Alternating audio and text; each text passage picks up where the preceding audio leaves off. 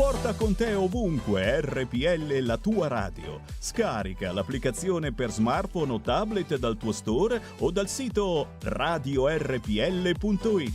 Cosa aspetti?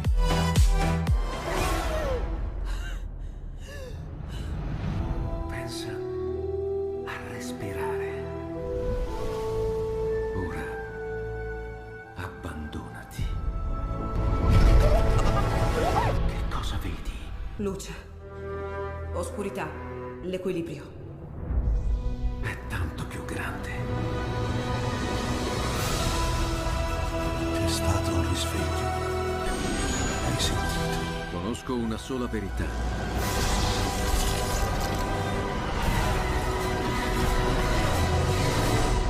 Movie Time ti fa entrare nel vivo del cinema, ti fa sentire come se fossi tu il protagonista del grande schermo.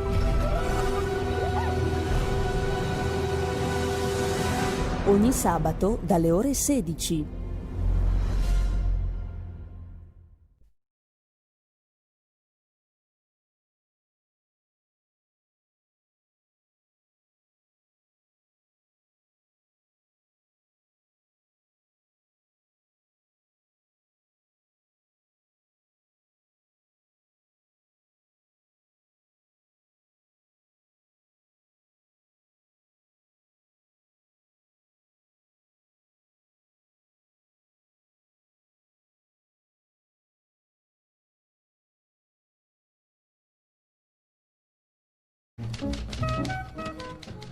Un cordiale buongiorno a tutte le ascoltatrici e a tutti gli ascoltatori da Giulio Cainarca e ben trovati all'appuntamento con la rassegna stampa. Siamo a mercoledì 23 settembre, prima pagina dell'agenzia ANSA, prima dei quotidiani. Conte, non ci sarà il rimpasto dopo il voto, dice il Presidente del Consiglio, e il PD chiede di andare avanti con le riforme. Crediamo che vada aperta una fase nuova all'insegna del fare e della concretezza, dice il segretario del PD Zingaretti. Parleremo di Zingaretti, del dopovoto e del controcanto alle interpretazioni del dopovoto alle 9.30, la nuova rubrica con Carlo Cambi, gli scorretti. Con Carlo Cambi, firma di primo piano della Verità e di Panorama. E anche un conosciuto personaggio televisivo, da Linea Verde a In viaggio con Marcello, tante altre trasmissioni della Rai, lo conoscete benissimo perché ci ha portato in questi anni e ci porta alla scoperta dei meravigliosi territori italiani e delle loro produzioni, soprattutto agroalimentari e culturali, in senso lato, straordinarie. Si mangia e si beve alla grande in quelle trasmissioni lì e si vedono posti meravigliosi. Mentre appunto vediamo anche gli altri titoli della prima pagina dell'ANSA, il ministro Speranza che ci mette tutti allegri. Andiamo verso mesi difficili, dice il ministro della Salute. All'inizio ci saranno poche dosi di vaccino. La scelta è che i primi a essere vaccinati saranno medici e operatori sanitari. Per il vice ministro della Salute Sileri la circolazione del virus salirà, ma non dobbiamo preoccuparci. Mentre secondo Speranza c'è poca speranza, o meglio, verso mesi difficili, dice lo speranzoso ministro della Salute, poco speranzoso, Boris Johnson. La diffusione del virus è tornata esponenziale anche in Gran Bretagna, 2 milioni i contagiati nel mondo nella settimana 14-20 settembre. Nel Regno Unito il Premier ha comunicato un nuovo giro di vite, in Francia superati 10.000 nuovi contagi in 24 ore. Record di morti in Spagna, 241 in un giorno, il dato più alto della seconda ondata.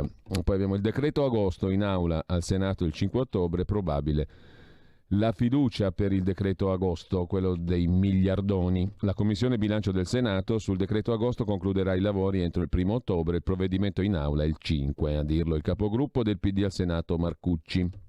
Far slittare al 2022 l'introduzione del canone unico, canone patrimoniale di concessione, autorizzazione o esposizione pubblicitaria, che è destinato a sostituire la TOSA per gli altri tributi su pubblicità e affissioni.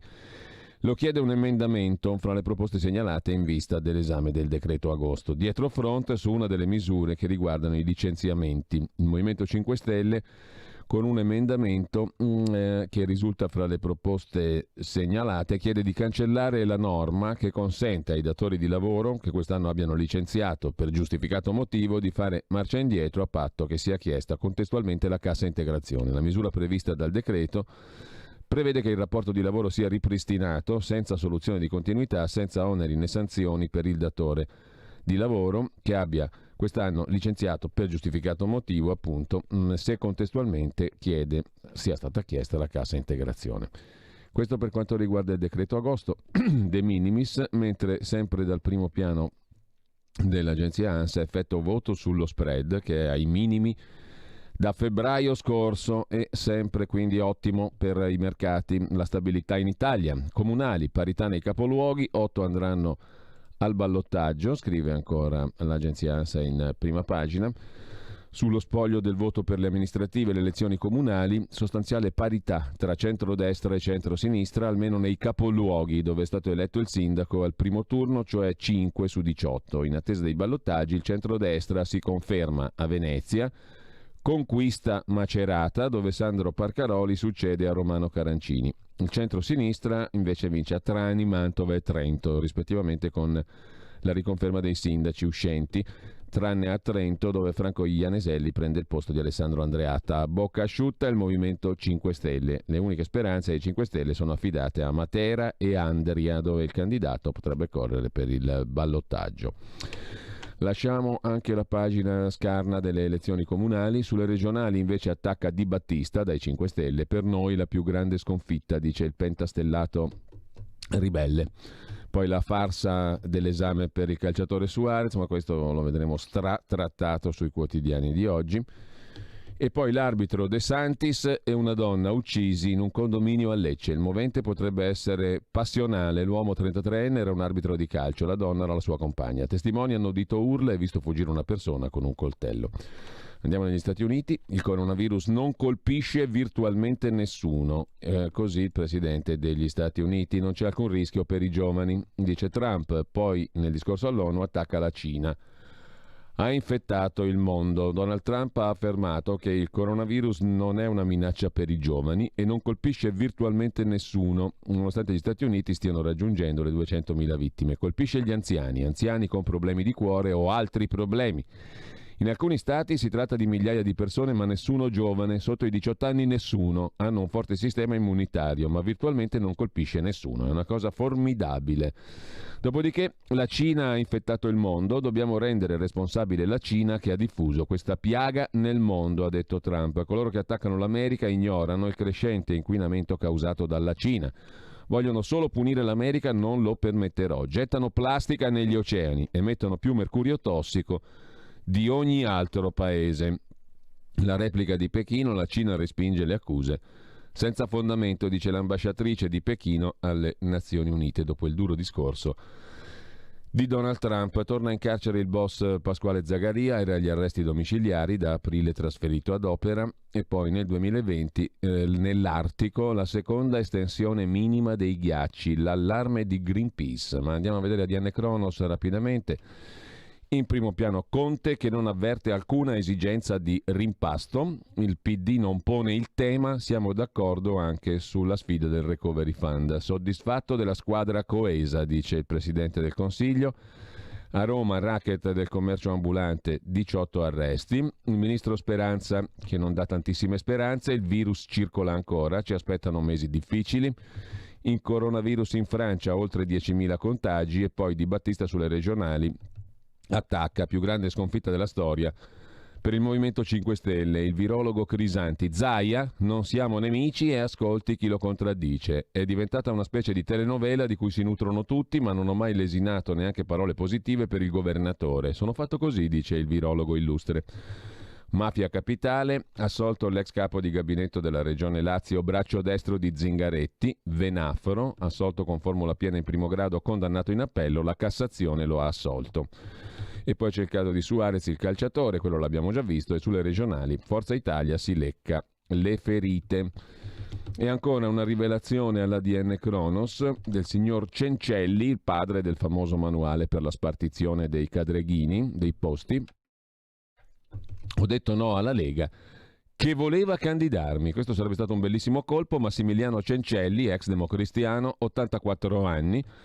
Le racconto una cosa, ha detto all'ADN Cronos. Mi aveva chiamato la Lega, mi voleva candidare alle regionali nelle Marche. Dice il papà del manuale col quale i democristiani ai tempi d'oro distribuivano il potere. La Lega di Salvini, ha raccontato lui, lo aveva corteggiato per candidarlo nelle Marche, dove lui è già stato sindaco a Caldarola, un paesino in provincia di Macerata. Mesi fa 2 deputati della Lega mi hanno chiamato, ha detto Cencelli, e mi hanno fatto un avanzo. Ho risposto di no perché stavo male col femore rotto. Comunque non avrei accettato, così come non avrei accettato neanche se me lo avesse proposto Zingaretti. Viva Cencelli e il suo immortale manuale per la spartizione del Cadreghino. Andiamo a vedere il Corriere della Sera adesso, prima pagina sul governo.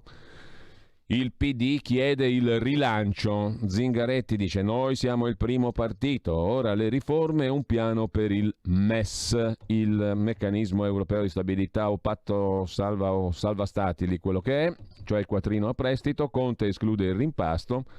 Lite nei 5 Stelle, Trento e Mantova al centro-sinistra, Venezia al centro-destra, lo spread giù. Parla Bettini, eminenza grigia del PD romano, il Premier rinforzi la coalizione.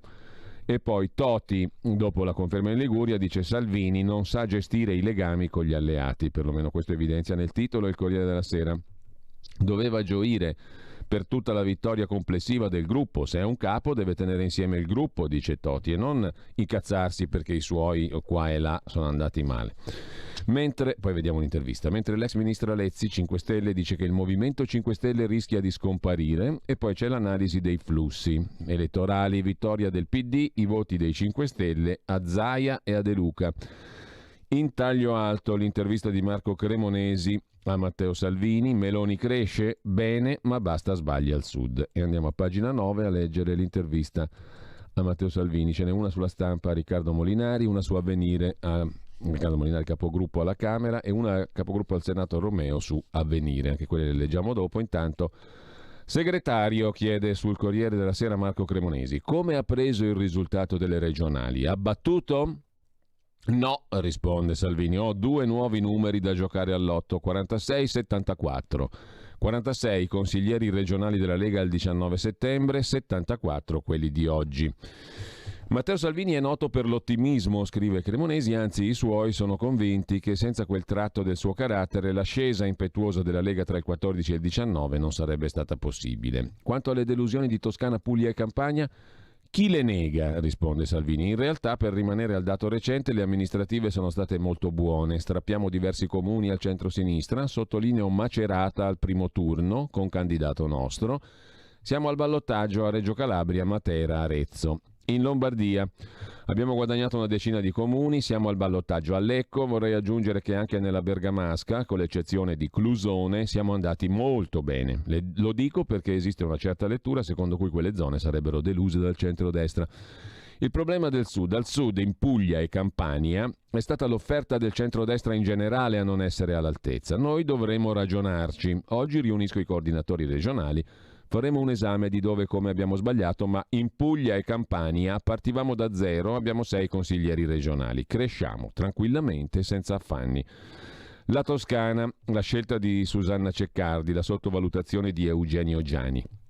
Susanna, dice Salvini, ha fatto una grandissima campagna elettorale, non sottovaluto nessuno, anzi non siamo noi che abbiamo dimenticato che si parla di una regione in cui la sinistra governa dal dopoguerra. 5 anni fa il nostro candidato aveva il 20%, oggi abbiamo raddoppiato, siamo al 40%. Pentito della moderazione mostrata, ma no, dice Salvini, dopo il virus la gente vuole fatti, poche polemiche, anche per questo io non ho risposto ad attacchi, aggressioni e inchieste.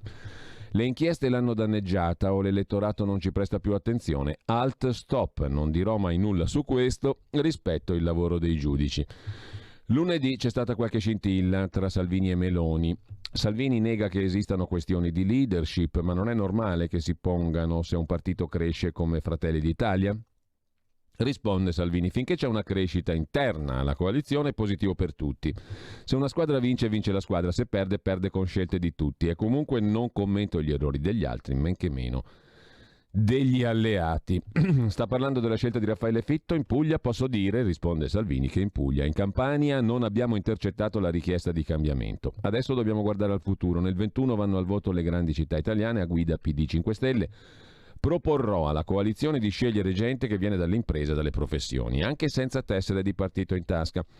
L'alleanza si deve allargare. Ha già qualche idea? Ne sto parlando. Incontro persone che hanno esattamente quel profilo, è una bella sorpresa. Non è facile che qualcuno che ha già una sua strada, una professione, un riconoscimento sia disponibile a mettersi in gioco. Domanda ancora Cremonesi: è sicuro che il risultato stratosferico di Zaia non porti qualche problema nella Lega?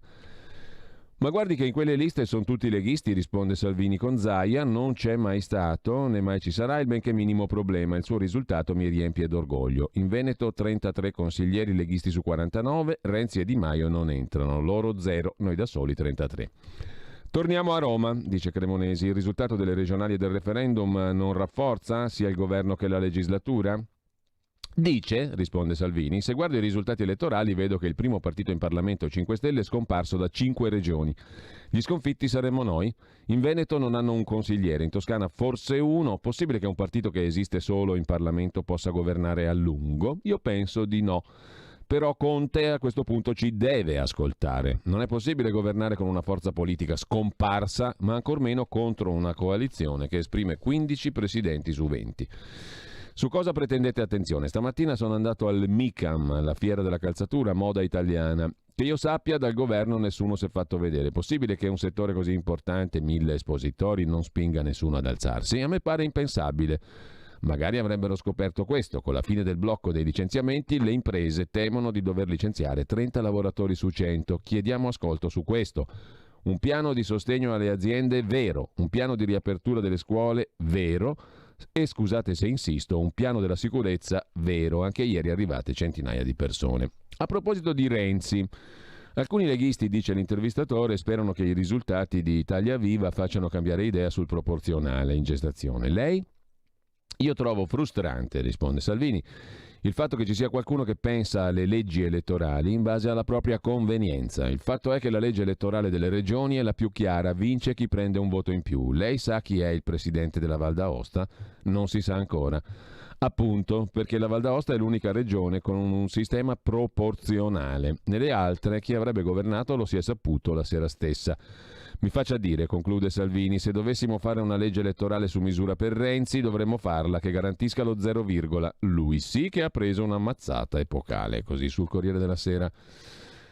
Matteo Salvini, poi c'è in primo piano la vicenda di Perugia e l'inchiesta sull'esame farsa del calciatore Suarez all'università, truffa per ottenere la cittadinanza. Non spiccica una parola, ma l'abbiamo instradato. Le telefonate fra l'università e la legale della Juventus.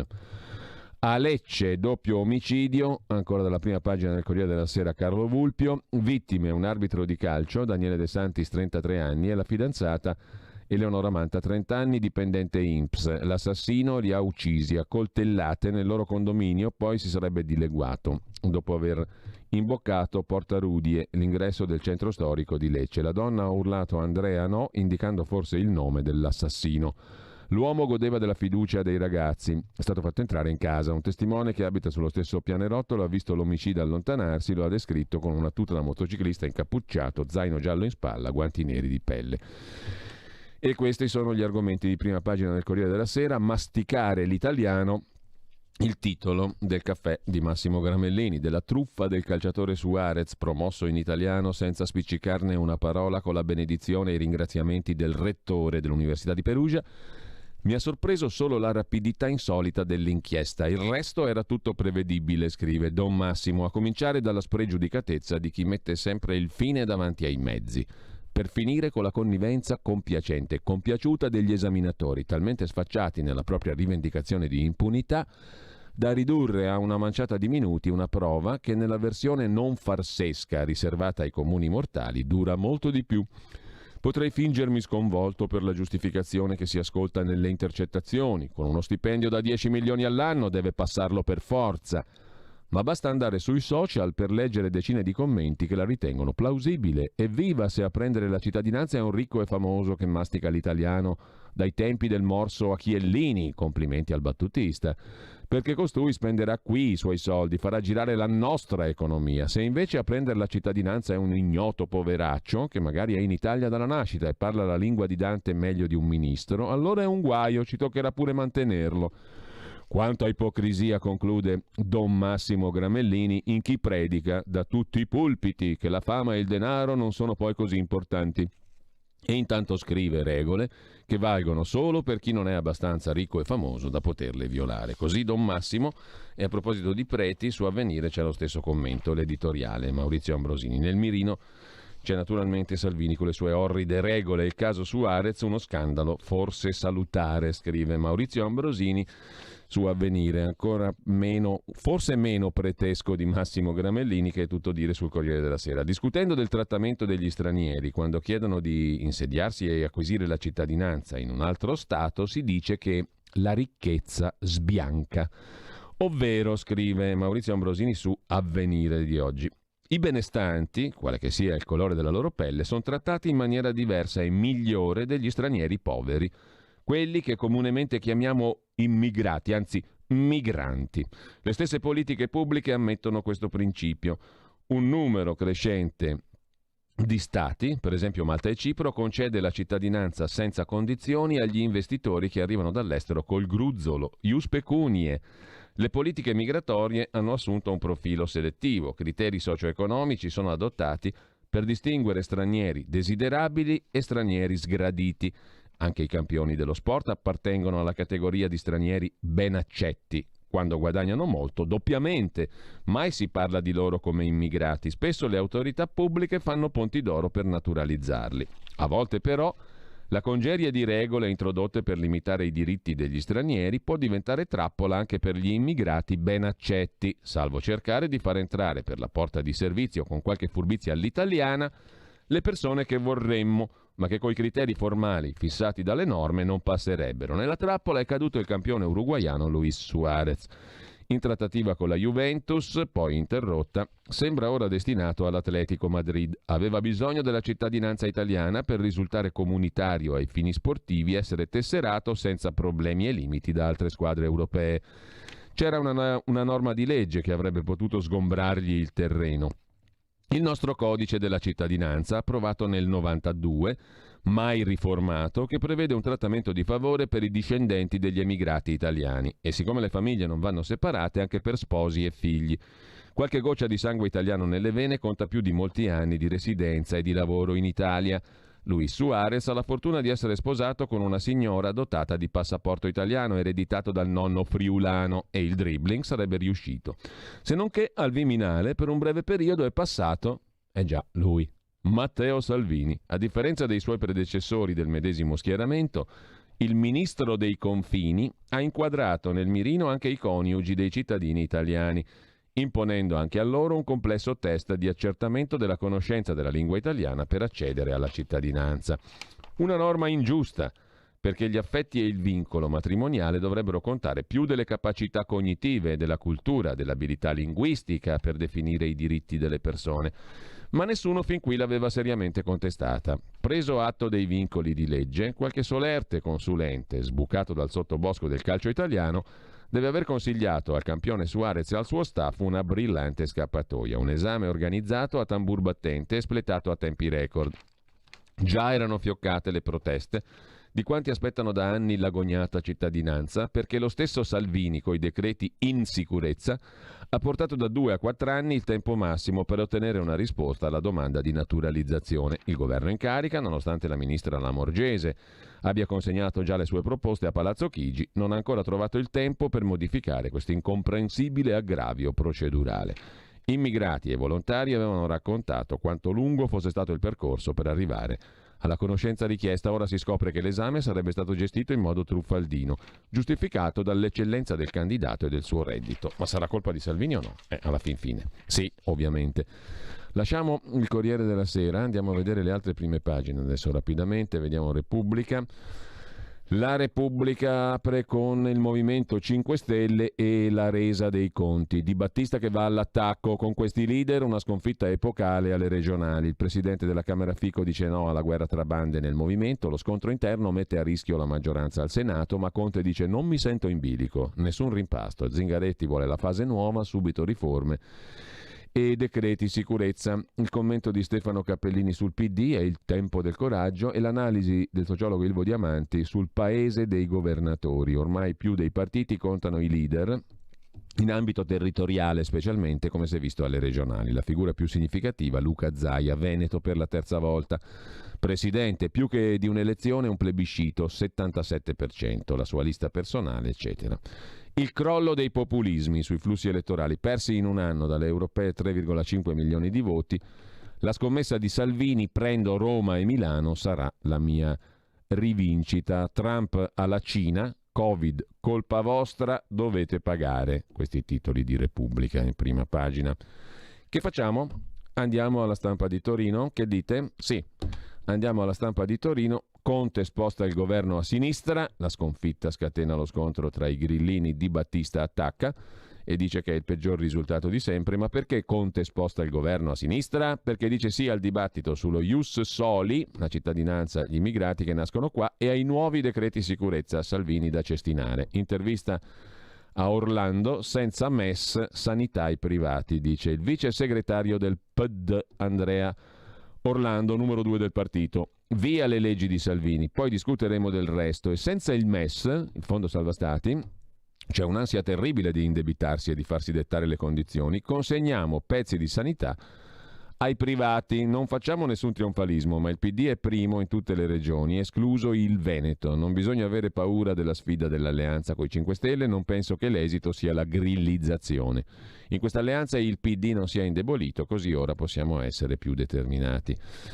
Via i decreti sicurezza e poi lo ius soli, dice il governo. Commenti, quello di Massimo Giannini, è la svolta che serve al paese. Una instabile continuità o una stabile discontinuità. Fosse vivo Aldo Moro, magari fotograferebbe con uno dei suoi famosi ossimori il risultato della combinata referendum regionali. Il quadro politico si consolida. Il governo di Giuseppe Conte si conferma precario, ma ancor più necessario, scrive il direttore della Stampa, e si blinda con ragionevole certezza fino alla scadenza della legislatura del 2023. Rinnovamento nella continuità, diceva invece Togliatti, oltre che instabile continuità o stabile discontinuità alla Aldo Moro. Il rinnovamento nella continuità, anche questo è ottimo. A dargli più solidità al Conte e al suo governo, ma a imporgli anche più discontinuità è l'oggettivo rafforzamento del PD, ma a destabilizzarlo è l'implosione dei 5 Stelle. Al di là dell'analisi politologica, la prova del cambio di fase sta nelle parole di Conte dopo il troppo lungo silenzio preelettorale. Cosa ha detto Conte? Porteremo i decreti sicurezza al prossimo Consiglio dei Ministri per sbarazzarci dell'eredità del truce di Salvini. E poi ius soli e ius culture vedremo, e se ci sarà un problema di fondi affronteremo il MES in Parlamento.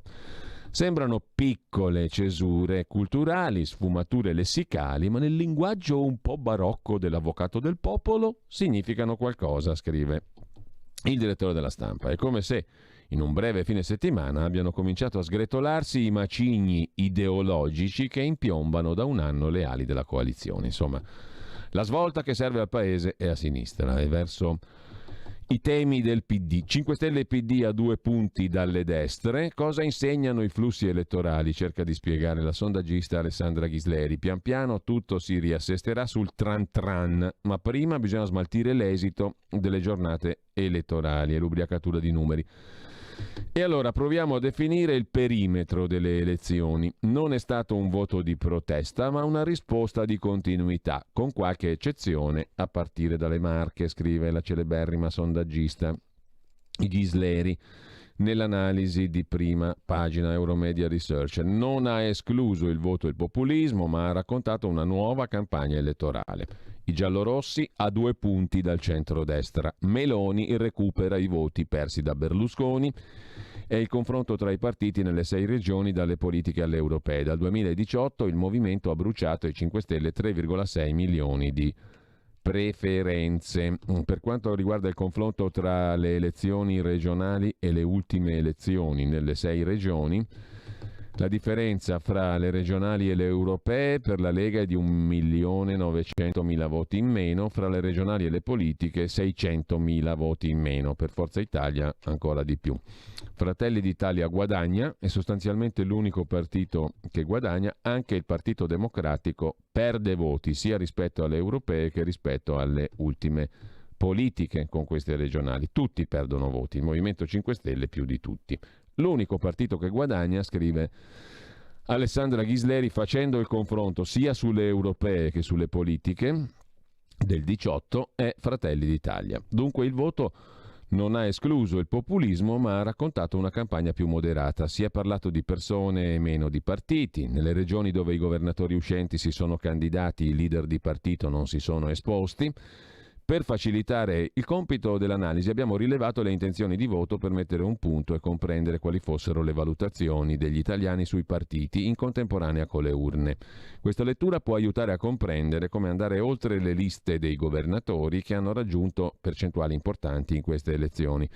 L'esercizio non è fatto per un'analisi sui partiti, ma per comprendere come l'esito del voto può modificare le percezioni dell'elettorato. Primo dato: gli indecisi rimangono alti, intorno al 36,9%. Analizzando l'area di governo, si è avvicinata molto all'area del centrodestra. La distanza che separa oggi i due schieramenti è del 2% rispetto a 6-7 punti percentuali di qualche mese fa. Questo è il dato sottolineato da Ghisleri, che poi dice Fratelli d'Italia è l'unico partito in crescita sia nei territori che a livello nazionale. Tutti più o meno variabilmente hanno comunque perso voti. Il futuro appartiene a chi fa squadra. Le radio italiane si uniscono per giocare la partita da protagoniste. Nasce l'app Radio Player Italia. 140 stazioni in una sola rete. Scegli la tua preferita e ascolta il suono perfetto del digitale. Gratis, senza registrazione. Senza interruzioni. Compatibile con tutti i device. Le notizie, la compagnia. La musica, scelta da chi la ama, la conosce e la vive. Scarica Radio Player Italia. Il futuro batte con la radio nel cuore. Anche RPL è disponibile su Radio Player Italia.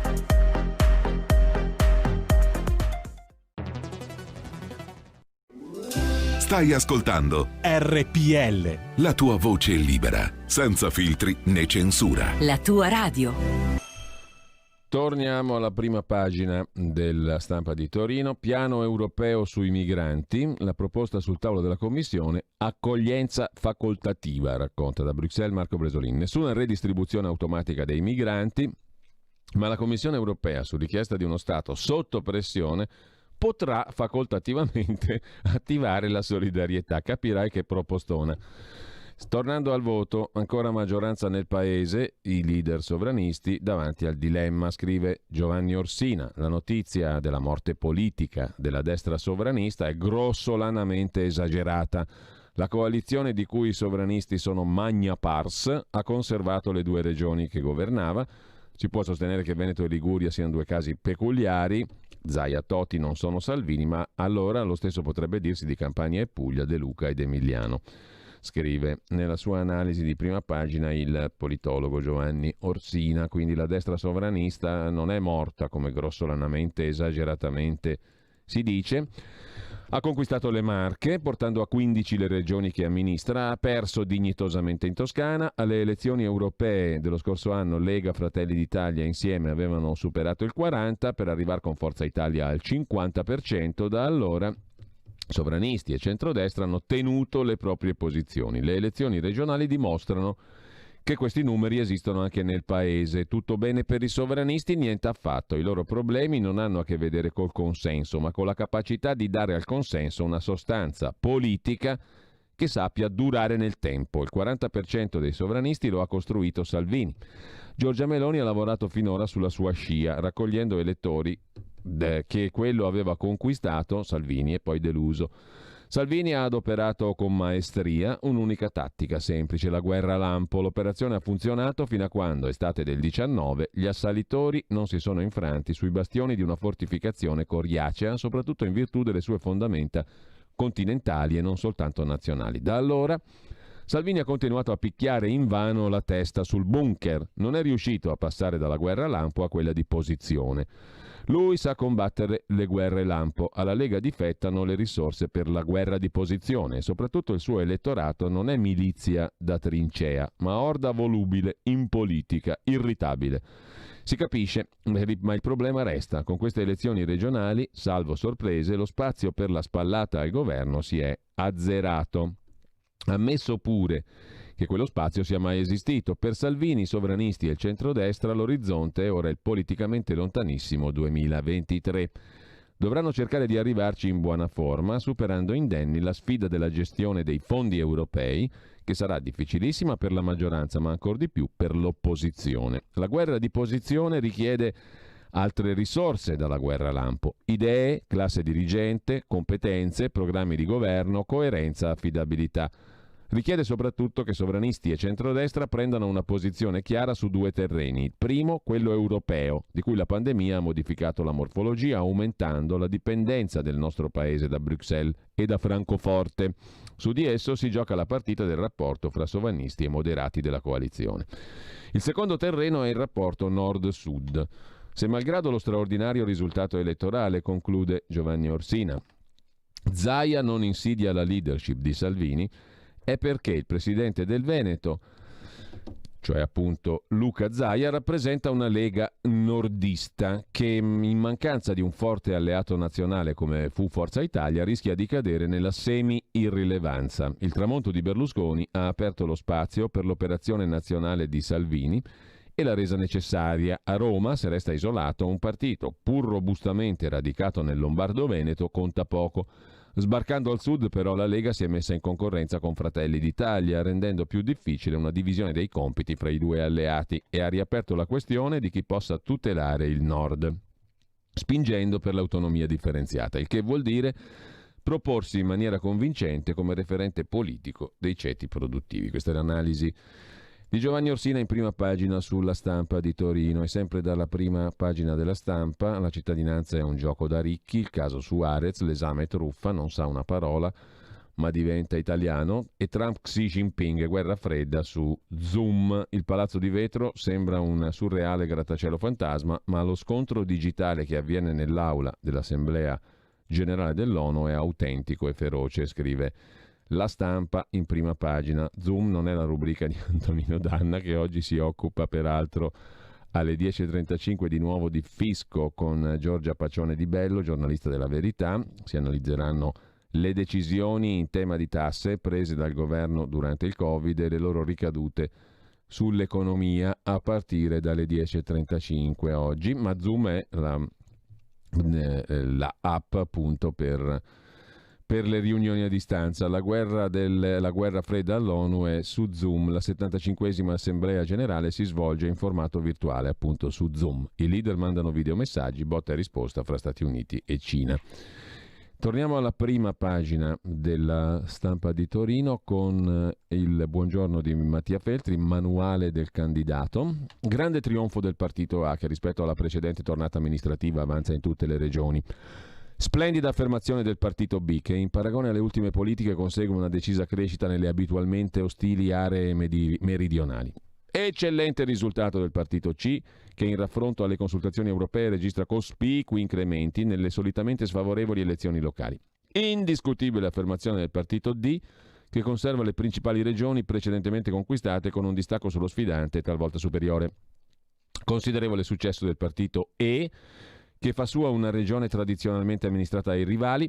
Eccezionale performance del partito F, che è andato oltre le percentuali di cui era accreditato. Irresistibile vittoria del partito G, che per la prima volta accede al ballottaggio in un capoluogo di provincia del nord-est. Chiara sconfitta del partito N, che impone l'apertura di una riflessione. Ho messo quest'ultima per dimostrare che sarei uno che sa anche perdere. Così Don Mattia Feltri. Sono tutti preteschi sempre di più i commentini di prima pagina dei giornali. Intanto Conte sposta l'asse del governo a sinistra, questa è sostanza: via i decreti sicurezza e poi lo ius soli. Manovra da 30 miliardi, 10 dall'Europa, dice il Ministero del Tesoro, aggiornando i conti pubblici. 5 sono per il taglio delle tasse. Bruxelles chiede di accelerare sul Recovery Fund. Mentre dell'intervista ad Andrea Orlando abbiamo già detto. Orlando vuole che il governo faccia qualcosa di sinistra, sostanzialmente, via le leggi di Salvini, poi discuteremo di tutto il resto. Il terremoto nei 5 Stelle, Di Battista attacca Di Maio, è la sconfitta peggiore. Dopo il KO alle regionali, guerra di tutti contro tutti nel Movimento 5 Stelle. Bugani attacca, persi 8 milioni di voti, non c'è alcun motivo di esultare.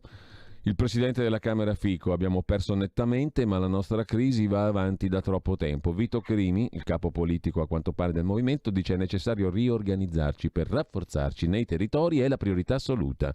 Francesco D'Uva, deputato e capogruppo: per governare gli enti locali bisogna coalizzarsi, la fase di transizione deve chiudersi. Parla con la stampa Maria Elena Boschi, capogruppo di IVI, di Italia Viva, non troppo a vedere i risultati elettorali, mezza viva diciamo così. Non ci spaventa la soglia del 5%, io ministra, non succederà.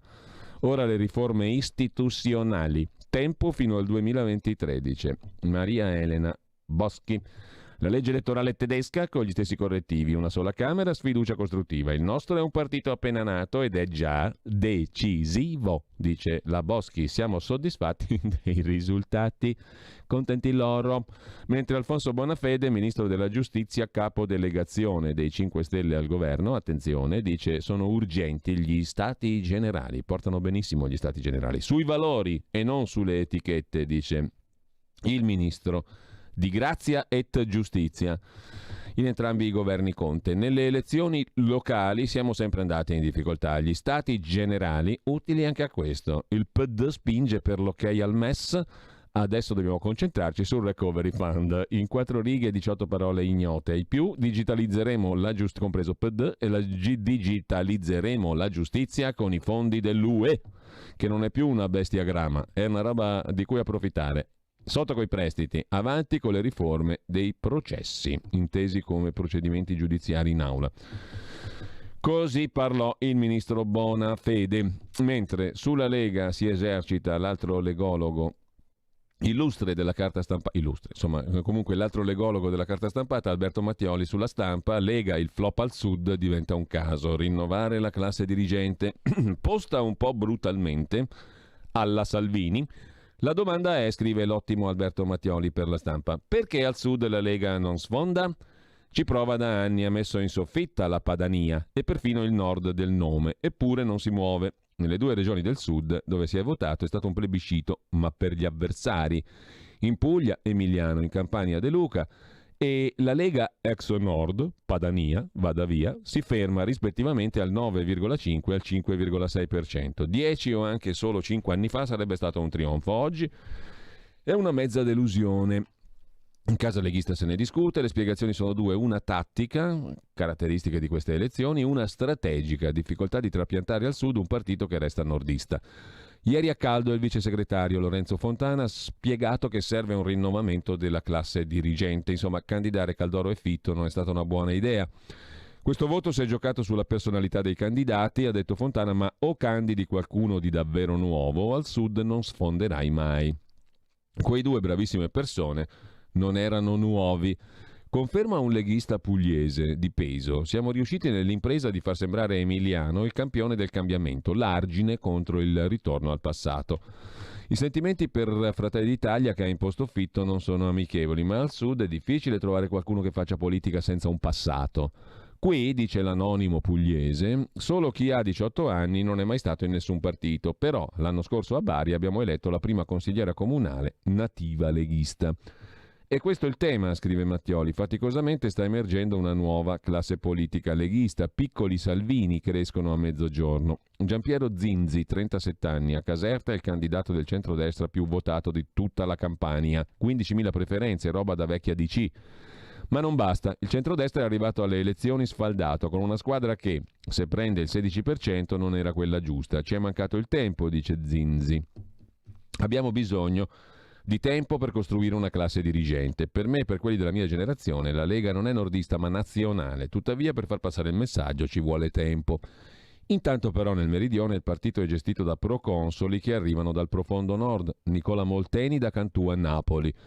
Ma no, dice lui, Molteni, non c'è alcuna colonizzazione, non è vero che siamo andati male, alle precedenti regionali non ci eravamo presentati, oggi 3 consiglieri, hanno votato Salvini 133.000 campani, il 5,5%. Si semina.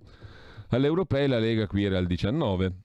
E allora entra in gioco un vecchio problema della politica al sud. Il potere genera consenso e non viceversa.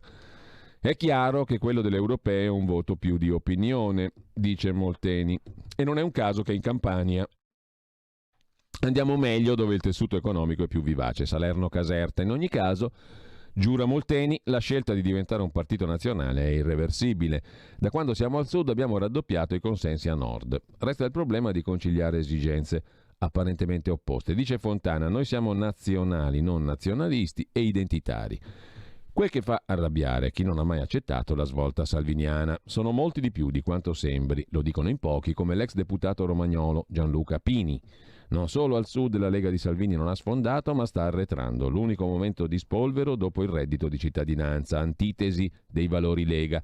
La questione settentrionale abbandonata, normale che un veneto mette la croce su Zaia, non su Salvini. Così Gianluca Pini, ma poi c'è l'intervista a Riccardo Molinari sulla Stampa di Torino. Aspettative troppo alte, serve più radicamento, dice il capogruppo leghista alla Camera, deputato di Alessandria. Dalla sponda leghista il day after, specie al sud, non è esaltante. Commenta Molinari, la Lega ci prova da anni ma al sud non sfonda perché? Dice Molinari, tutto è relativo, i nostri risultati in linea con quelli del centrodestra. Rispetto a Fratelli d'Italia che è lì da sempre, le nostre percentuali sono uguali in Campania, di poco inferiori in Puglia. La Lega traina anche lì. L'investimento al sud. Se la Lega è oggi il primo partito italiano e del centrodestra è anche perché è arrivata al sud. Poi è normale che andiamo meglio al nord, al sud siamo meno radicati. Quanto ai 5 Stelle, era un partito nuovo, al sud sbarcò e sbancò, poi scomparve. Il paragone non regge, dice Molinari alla Stampa, anche i 5 Stelle nacquero al nord, specie Piemonte ed Emilia, da una ex sinistra radical movimentista. Poi conquistarono il sud, facendo leva sull'anticasta, reddito di cittadinanza, disperazione di chi le aveva provate tutte. Questo spiega la brutta fine elettorale che abbiamo visto. La Lega sta lavorando per una classe dirigente di buoni nuovi amministratori, ma serve tempo. Avete riciclato politici di lungo corso? No, soltanto alcuni che ci hanno raggiunto da Forza Italia da anni in tempi non sospetti. Il trasformismo, per esempio, quello delle liste di sostegno a Emiliano, ci è estraneo. Ma se la Lega è nazionale, chiede Alberto Mattioli a Molinari, della questione settentrionale chi si occupa? Sempre noi, risponde Molinari. Ricordo che la sinistra ogni tanto ci ha provato, per esempio quando Chiamparino si inventò il PD del Nord, adesso con Bonaccini, ma l'unico partito titolato a portare avanti queste istanze resta la Lega. Del resto il primo governo Conte è saltato sulla questione dell'autonomia che interessa al Nord. Col Conte 1 avete fatto il reddito di cittadinanza che al Nord non piace. Di certo, risponde Molinari, ne ha beneficiato più il Sud, ma non dimentichiamo che quota 100 è andata quasi tutta ai lavoratori del Nord. Idem per la mini flat tax per le partite IVA. Ieri, dopo il sì al referendum, lei ha chiesto elezioni subito, Salvini l'ha smentita. Credo, risponde Molinari, che l'Italia sia l'unico paese del mondo dove chi propone una riforma costituzionale e la fa approvare non voglia poi metterla subito alla prova. Ho chiesto le elezioni perché mi sembrava logico, ma sapendo benissimo che non ci saranno. Il taglio dei parlamentari farà sì che quelli attuali resteranno lì a bivaccare fino al 23. L'ex vice segretario Rixi ha detto che Salvini non è in discussione, ma che la tattica delle campagne va rivista. Si fissura il monolite leghista, ma no, risponde Molinari. Fatto salvo che le regionali non sono state una sconfitta e men che meno una disfatta, bisogna capire perché in certi territori, per esempio la Liguria di Rixi, siamo calati. L'errore forse è stato quello di comunicare delle aspettative troppo alte. Così, se finisce 4-3 invece che 5-2, il risultato viene percepito come una sconfitta, anche se è una vittoria, dice il capogruppo della Lega alla Camera, Riccardo Molinari, alla Stampa di Torino. E adesso carega la macchina che vediamo il resto. C'è un'intervista a Giorgia Meloni sempre sulla Stampa di Torino. Fratelli d'Italia ha fatto la sua parte, altri no, più gioco di squadra per il centrodestra. Questo Parlamento delegittimato non ha possibilità di fare le riforme costituzionali. Siamo l'unico partito che cresce ovunque rispetto alle europee e alle regionali. Il Covid, elemento del consenso. I governatori uscenti avevano dalla loro un vantaggio. Questa maggioranza cercherà di usare i soldi dell'Europa soltanto per creare consenso, mentre in Forza Italia, scrive ancora la Stampa, è rivolta contro Tajani, squadra che perde si cambia. Ci rimane ancora il pezzo sulla Stampa, pagina 8, il PD primo partito, grillini delusi si rivolgono ai Dem, a Firenze il 45% dei 5 Stelle ha votato Gianni, esplode la lista Zaia, quarta forza nazionale, 13,9%, il risultato della Lega di Salvini nel complesso delle regioni chiamate al voto. E poi appunto Alessandra Ghisleri che dice i giallorossi sono a 2 punti dal centrodestra e il partito di Giorgia Meloni è l'unico che cresce ovunque. Mentre andiamo a vedere anche La Verità, la prima pagina della Verità di oggi. No, prima il Fatto Quotidiano, ci sta più simpatico il Fatto Quotidiano indubbiamente che non La Verità. Ci dà più benessere, più gioia interiore ed intima, più vibrazioni interiori. Che cosa dice, come titola il giornale di Marco Travaglio? L'alleanza 5 Stelle PD l'hanno fatta gli elettori. I flussi nelle urne, secondo l'Istituto Cattaneo, un grillino su 2 ha votato Giani e il 20% ha scelto Emiliano. Questa alleanza 5 Stelle PD, che è ciò che fortissimamente vuole Marco Travaglio, l'hanno fatta gli elettori. Doppi incarichi. Che cosa succede? Nathalie Tocci siede nel CDA dell'ENI e consiglia Josep Borrell, alto rappresentante europeo per gli esteri, che ammette possibili conflitti di interessi. Ma che roba fuori moda! In Veneto resa dei conti, Zaia 1 milione di voti contro Salvini, io non parlo lavoro, dice Zaia. Il fallimento di Italia Viva, che è morta. Flop di Renzi, dietro ai Novax veneti, ha preso meno voti dei Novax. E poi, prima settimana di scuola, 315 casi, 50 classi chiuse per coronavirus, tante disparità. Di Suarez l'italiano ne abbiamo già piene le scatole e poi c'è poco altro. Andiamo allora a vedere La Verità, che ci piace molto meno del Fatto Quotidiano, tuttavia fa parte della rassegna stampa. Purtroppamente ci tocca leggerla. Ormai praticamente siamo un tutt'uno con gli amici della Verità, e il titolo d'apertura è un pezzo di Giuseppe Liturri, assai interessante. A meno di 24 ore dal voto, l'Unione Europea dà subito gli ordini al governo italiano. Noi decidiamo, voi mettete i soldi. Altro che pioggia di miliardi. Meno male che Giuseppe Liturri scrive sulla Verità in questo caso, perché è uno documentato e che è utilissimo come controcanto. L'anno prossimo sarà erogato appena il 6% del Recovery Fund, ma attenzione, i fondi per progetti scelti a Bruxelles dovrà anticiparli l'Italia, poi se tutto andrà bene saranno rimborsati. A pagina 1 e 7 Giuseppe Liturri spiega in dettaglio questa questioncella marginale, vero? L'Unione Europea detta la manovra e poi forse rimborsa. Dopo il voto è arrivata la letterina di Gentiloni e Dombrovskis, un altro dei capoccia vicepresidente della Commissione Europea. Il patto di stabilità resta sospeso, ma le riforme devono essere coerenti con gli obiettivi del Recovery Fund e l'Italia anticiperà le spese. Se approvate, nel 21 verrà erogato soltanto il 6% dei fondi promessi. È un affarone, come diceva il conte Oliver del gruppo TNT. Me lo ricordate? Se non ve lo ricordate, è comunque un affarone questa roba qua dell'Unione Europea. Poi la vittoria immaginaria di Zingaretti e compagnia, nei numeri il declino infinito del PD, i numeri anche di Alessandra Ghisleri sono chiari, i dati smontano la boria di Zingaretti. Di questo ci occuperemo del controcanto oggi con Carlo Cambi nella nuova rubrica Gli scorretti, a partire dalle 9.30 fino alle 10.15. Non perdetela, Carlo Cambi è un fulmine a ciel sereno e anche a cielo corrusco. I dati smontano la boria di corrusco.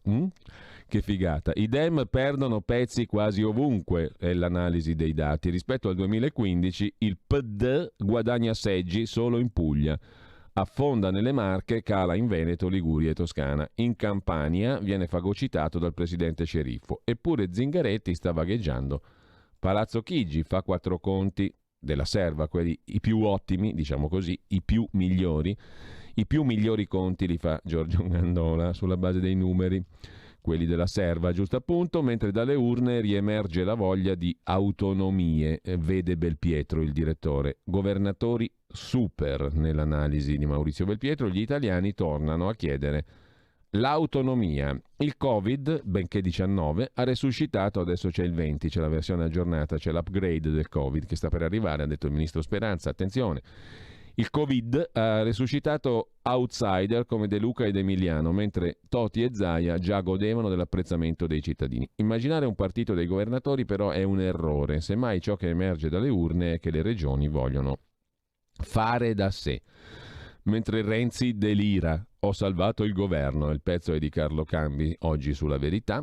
Sarà con noi, ripeto, alle 9.30, nuova rubrica, gli scorretti. E punta Renzi al banchetto del rimpasto. Italia Viva umiliata, il bullo in ansia per la legge elettorale perché esso, Renzi, è sotto la soglia di sbarramento, mentre Brugnaro trionfa e si tiene Venezia al primo turno. Sempre dalla Verità abbiamo il Suarez, truffa sull'esame di italiano per la cittadinanza, prof indagati ma la Juve per ora no. Ci sono 2 pezzi da 90 della cronaca giudiziaria a occuparsi di questa questione, Giacomo Amadori e Fabio Amendolara. Compatibilmente con il Wi-Fi che oggi fa schifo arriviamo al pezzo, eccolo qua. Esame truccato per favorire Suarez mentre trattava con la Juve. La Guardia di Finanza ha filmato la farsa del test di italiano del calciatore. Domande concordate, valutazione prestabilita per il passaporto del bomber uruguagio. Indagati i vertici dell'Ateneo. Approfondimenti sul ruolo della Juventus. I professori intercettati non spiccica una parola, ma te pare che lo boccio? L'atleta aveva la strada spianata. Mi dici che voto ci do e via. Ma non era pronto. Se i giornalisti gli fanno 2 domande, che figura di palta? Lasciamo questo appassionante argomento mentre diamo un'occhiata agli altri titoli di prima pagina della Verità. C'è il commento di Marcello Veneziani, un voto fesso che non cambia nulla, tutta colpa della Puglia, è il mistero di San Nicola. Potevano risparmiarci di votare, tutto è rimasto come prima, un voto confermativo. Nel referendum confermato il voto sulla riduzione dei parlamentari da parte dei parlamentari. Nelle regioni hanno vinto tutti quelli che erano già al governo, a eccezione delle Marche, scrive Veneziani. Un voto Covid, voto di paura, la paura fa stabilità, voto poco politico da lockdown. Il voto della paura ha diviso il paese, ma ha lasciato tutto come prima. Andare alle urne è stato inutile, tranne che nelle Marche il timore dell'epidemia ha prevalso sulla politica. Soltanto l'elezione a presidente di Fitto in Puglia avrebbe potuto scalfire Conte e cambiare la partita in corso. Sempre poi dalla Verità vogliamo citare Claudio Antonelli. Il Copasir, Comitato parlamentare di controllo, costringe Conte a rimangiarsi il blitz sui servizi segreti. Il Premier aveva imposto la fiducia sul provvedimento per stroncare la fronda 5 Stelle e adesso fa retromarcia.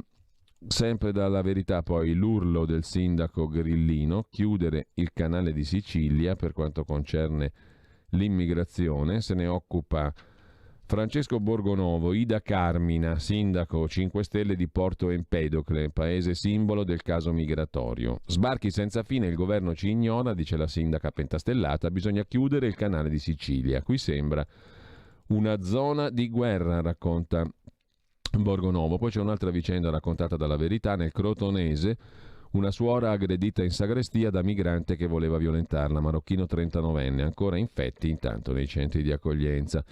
E sempre dalla Verità, in prima pagina, l'eutanasia è il male, la Chiesa contro i giudici. Lorenzo Bertocchi si occupa della posizione della Chiesa Cattolica che ribadisce la sua posizione tradizionale sull'eutanasia, mentre a chiudere il ministro degli esteri Ombra accusato di calunnia, la storia dell'ex ambasciatore in Cina Ettore Sequi e la sua presunta stalker. È una vicenda che mette in imbarazzo il Ministero degli Esteri. Non è una crisi diplomatica o un summit internazionale. A dar fastidio al Ministero degli Esteri è una storia, scrive Giuseppe China, che si sta consumando a 5 chilometri di distanza dalla sede del Ministero degli Esteri nel Tribunale Penale di Roma. Denuncia per calunnia contro un diplomatico chiave del Ministero di Di Maio.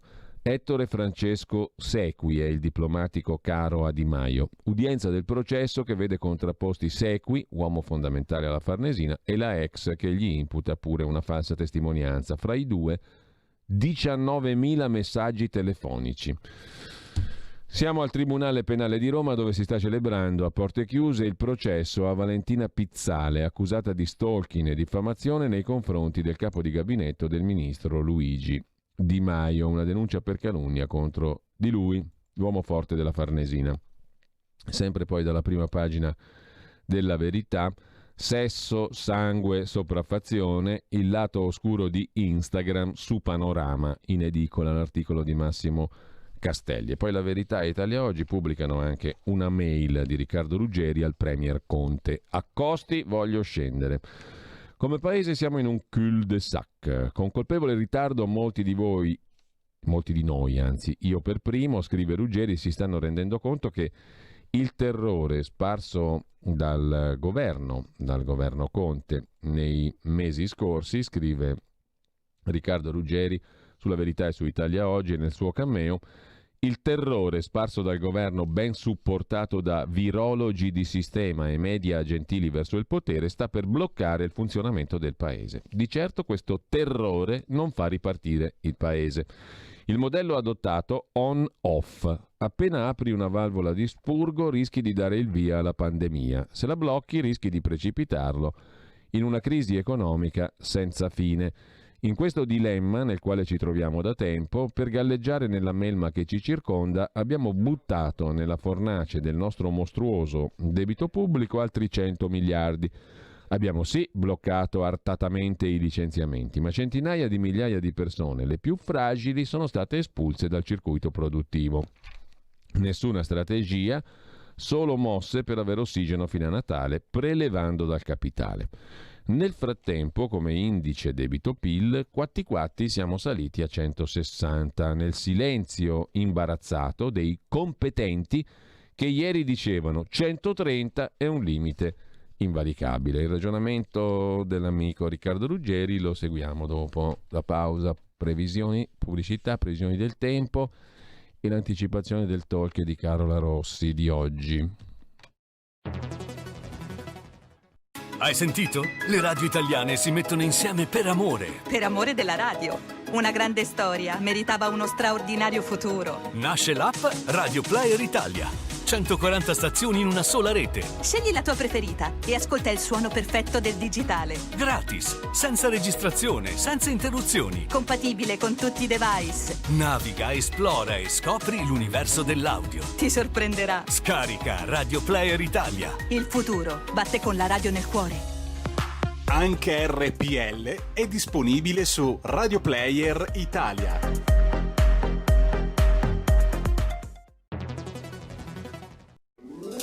Stai ascoltando RPL. La tua voce libera, senza filtri né censura. La tua radio. Ehi, sveglia! Chi ha parlato? Sono io, la Digital Radio. Anche in camera mia? Ma non abitavi nella mia auto? Analogico che non sei altro. Per tua informazione, da quest'anno mi puoi ascoltare nelle auto nuove, in casa e dovunque ci sia una radio. Sì, da quest'anno dove c'è radio c'è DAB. Ascolta le tue radio preferite con il suono perfetto della Digital Radio e scopri tanti contenuti extra. Sì, però svegliati, Dibidi dobidi dab. Anche RPL, la tua radio, è in Digital Radio. Porta con te ovunque RPL, la tua radio. Scarica l'applicazione per smartphone o tablet dal tuo store o dal sito radiorpl.it. Cosa aspetti? Ed ora che tempo farà? Le previsioni meteo. A tutti buongiorno dal Centro Geofisico Prealpino. Un'estesa area di bassa pressione sull'Atlantico settentrionale porta nuvolosità spesso estesa e si approfondirà domani sull'Europa occidentale determinando un peggioramento del tempo. Nel dettaglio oggi abbiamo cielo inizialmente molto nuvoloso con possibilità ancora di qualche debole pioggia specialmente sulla fascia alpina e prealpina. Via via alcune schiarite irregolari che poi diverranno più ampie dal pomeriggio. Le temperature massime da 21 a 25 gradi, mentre le minime tra 14 e 17 gradi. Domani aumento della nuvolosità e da metà giornata probabili piogge, via via più diffuse in serata e localmente di forte intensità, in particolare lungo Alpi e Prealpi. Molte nuvole venerdì con rovesci e locali temporali, sulla pianura fenomeni meno frequenti e a tratti anche un po' di sole. La tendenza per il fine settimana, sabato sul Piemonte e la Lombardia occidentale ampie schiarite con vento forte in montagna e a tratti raffiche fin sulla pianura, più nuvoloso all'est con ultime gocce nella notte e poi probabilmente asciutto. Domenica infine parzialmente soleggiato, seppur con nuvolosità irregolare al mattino sulla pianura, più fresco, in montagna sempre ventilato da nord. Con questo è tutto, vi saluto e vi auguro una buona giornata. Avete ascoltato Che tempo farà? Le previsioni meteo. E dopo il fisco e dopo i provvedimenti Covid fiscali del governo con Zoom, Antonino Danna e Giorgia Paccione di Bello della Verità, parliamo sempre di lavoro, perché apriamo il talk con Carola Rossi alle ore 12 e il tema di oggi è molto interessante. Lascio subito la parola a Carola. Buongiorno Carola. Buongiorno Giulia, buongiorno a tutti gli ascoltatori. Esatto, come hai anticipato tu, oggi torniamo a parlare di lavoro. Come avevamo anticipato anche durante le vacanze, avevamo preannunciato che questo rientro autunnale sarebbe stato ricco di novità. Ecco, oggi annunciamo quella che poi in realtà diventerà anche una rubrica del giovedì. Del giovedì, esatto, andiamo a occupare momentaneamente lo spazio lasciato dalla collega Stefania. Allora, di cosa parliamo oggi? Parliamo appunto del mondo del lavoro, ma soprattutto cercheremo di dare una definizione molto chiara e semplice di un concetto che a volte viene un po' banalizzato, frainteso, ovvero il concetto di innovazione. Spesso in questi mesi soprattutto si sente costantemente parlare di digitale, di tecnologie, di innovazione, no? Quindi si è portati sempre a pensare a qualcosa di estremamente futuristico, molto complesso da capire. In realtà l'innovazione è un qualcosa, è semplicemente riuscire a fare qualcosa di nuovo ed è quindi un aspetto, vedremo poi, inizieremo oggi appunto questo viaggio e che continuerà poi nei prossimi mesi, è un qualcosa che riguarda tutti noi, tutti i tipi di lavori. Penso che il periodo di emergenza che abbiamo vissuto e che comunque stiamo continuando a vivere ci ha imposto dei cambiamenti, a prescindere dal tipo di lavoro che ognuno di noi svolge, che sia un lavoro più manuale, che sia un lavoro artistico, che sia un lavoro d'ufficio, cioè ci siamo dovuti imporre, abbiamo dovuto modificare un qualcosa. Ecco, con questa rubrica vogliamo proprio cercare di portare delle testimonianze, quindi ci saranno sempre ospiti con noi persone, professionisti, imprenditori, quindi esperienze vere, concrete, quindi di persone che hanno provato a fare qualcosa di nuovo e ci sono riuscite, ognuno nel loro specifico ambito, quindi non aspettatevi di sentir parlare solo di computer o realtà aumentate o realtà virtuali, perché non è assolutamente questo lo scopo, è proprio vedere come riuscire a cambiare un po' il proprio punto di vista, cambiare prospettiva per cercare di fare qualcosa che non c'era o qualcosa che in questo momento serve, quindi provare anche un po' a reinventarsi. E oggi con me avrò come compagne di viaggio appunto Silvia Bernardini, che è amministratrice delegata e founder di una startup tra l'altro che si chiama Skywalker, poi vedremo con lei anche perché la scelta di questo nome, che dopo un'esperienza più che ventennale nell'ambito della formazione ha per prima lei sentito la necessità di fare qualcosa di diverso, perché si rendeva conto che il mercato le chiedeva qualcosa di diverso. Insieme a Silvia avremo poi invece Mariella Pastori, che di lavoro fa proprio la consulente per l'innovazione e che vedremo che dietro questo titolo così misterioso si nasconde di fatto una persona che proprio ha come lavoro quello di aiutare altri professionisti come lei, altri lavoratori, a cercare di cambiare un po' i propri modi di operare. Quindi speriamo insomma che possa essere un appuntamento durante il quale scambiare anche esperienze, testimonianze, vuole essere un po' anche uno spazio aperto ovviamente a tutti per raccontarci anche il vostro tentativo, no? Di cambiamento, perché è un qualcosa che, come dicevo, ci riguarda tutti. Bene, e che farà da incubatore alla rubrica del giovedì, che va a ricompletare l'offerta di talk dalle 12 alle 13. Quindi lavoro, innovazione, rimettersi in gioco, cambiamento. 4 bei concetti declinati oggi dalle 12 alle 13 con Carola Rossi e le sue ospiti. Grazie mille Carola, a dopo. Grazie a te Giulio, a dopo, buona giornata. A più tardi. Intanto sentite un po' che bella roba.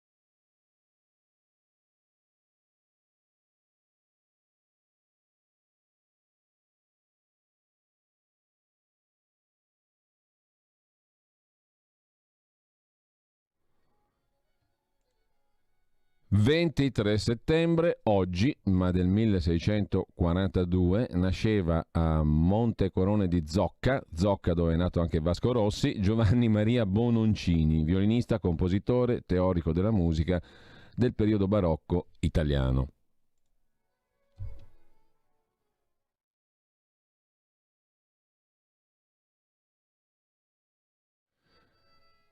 Questa, a mio giudizio, splendida composizione è una sonata a 3 in sol minore. Purtroppamente per lui, Giovan Maria Bononcini morì giovanissimo, altro che vite da rocker, nel 1678, a 36 anni grosso modo, e ne ascolteremo un altro pezzo bellissimo, Pietà mio caro bene, meravigliosa, l'ascolteremo dopo.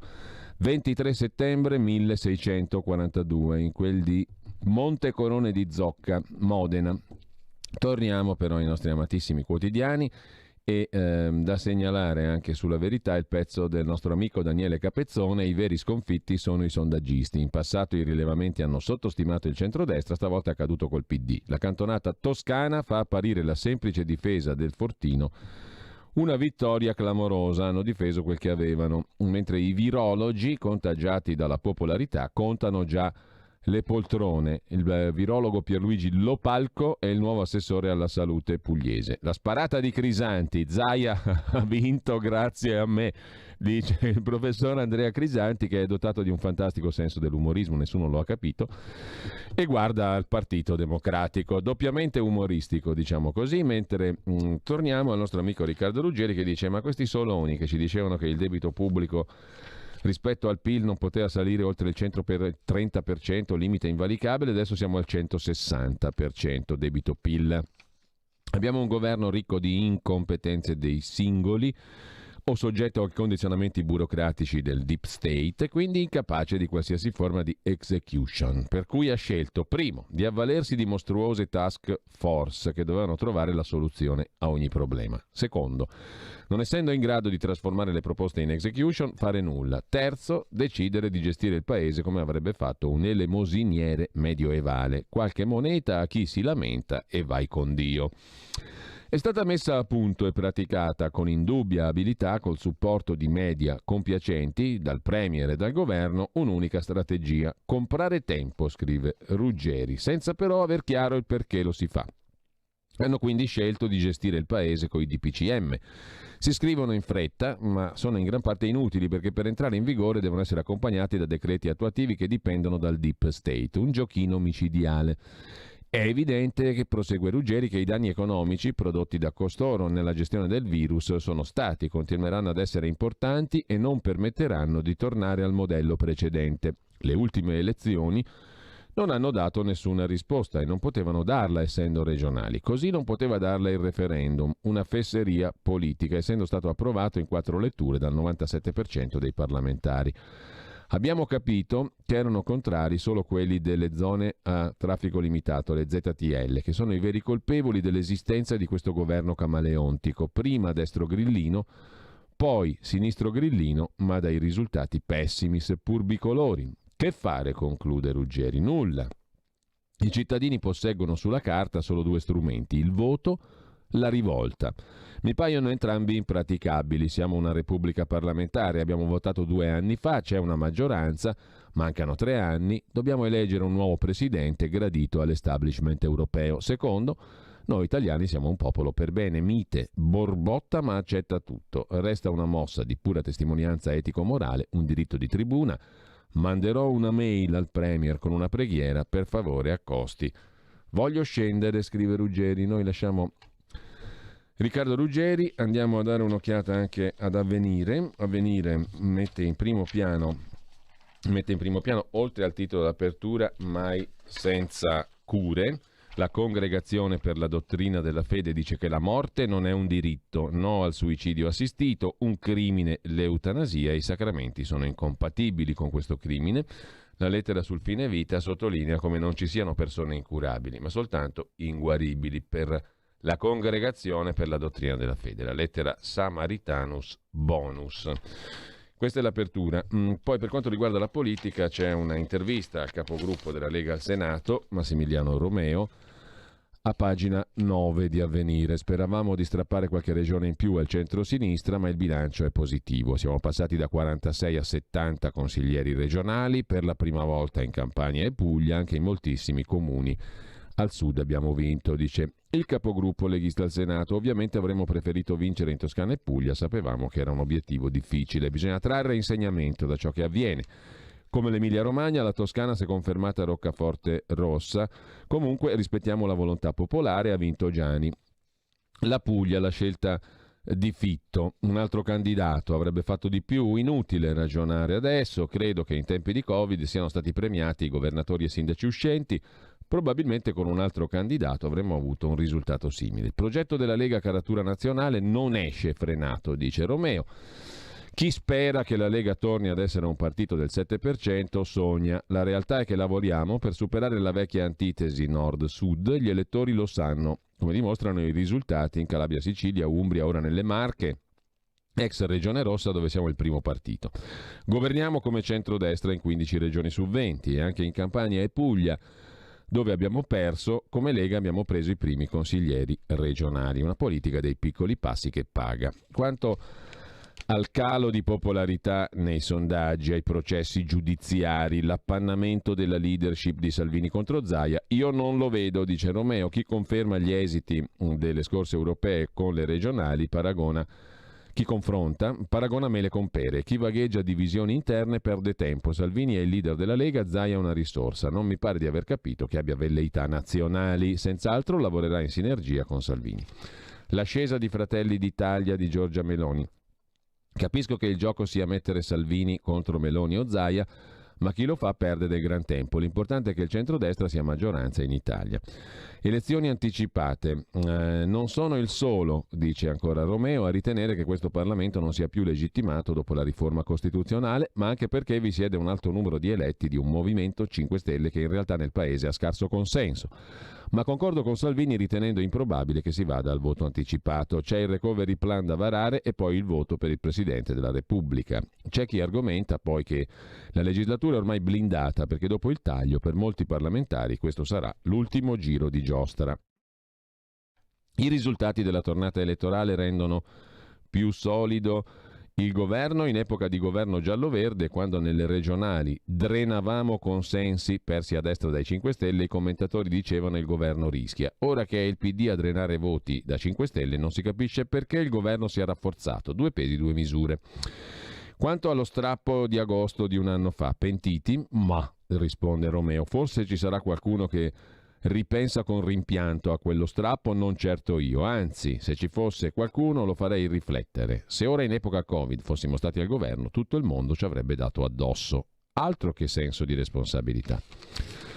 Su Avvenire poi, a corredo dell'intervista al capogruppo della Lega al Senato Massimiliano Romeo, c'è anche un articolo, Fondi Lega, un nome salda le inchieste di Milano e di Genova. Il manager bergamasco Angelo Lazzari. Le inchieste sui conti Lega, che vedono impegnate più procure, proseguono. Da ieri il nome di un bergamasco, Angelo Lazzari, che compare sia nelle carte sul caso Lombardia Film Commission, partecipata da Regione Lombardia, che in quelle sui presunti fondi neri del Carroccio, sembra collegare l'indagine di Milano a quella di Genova sui famosi 49 milioni.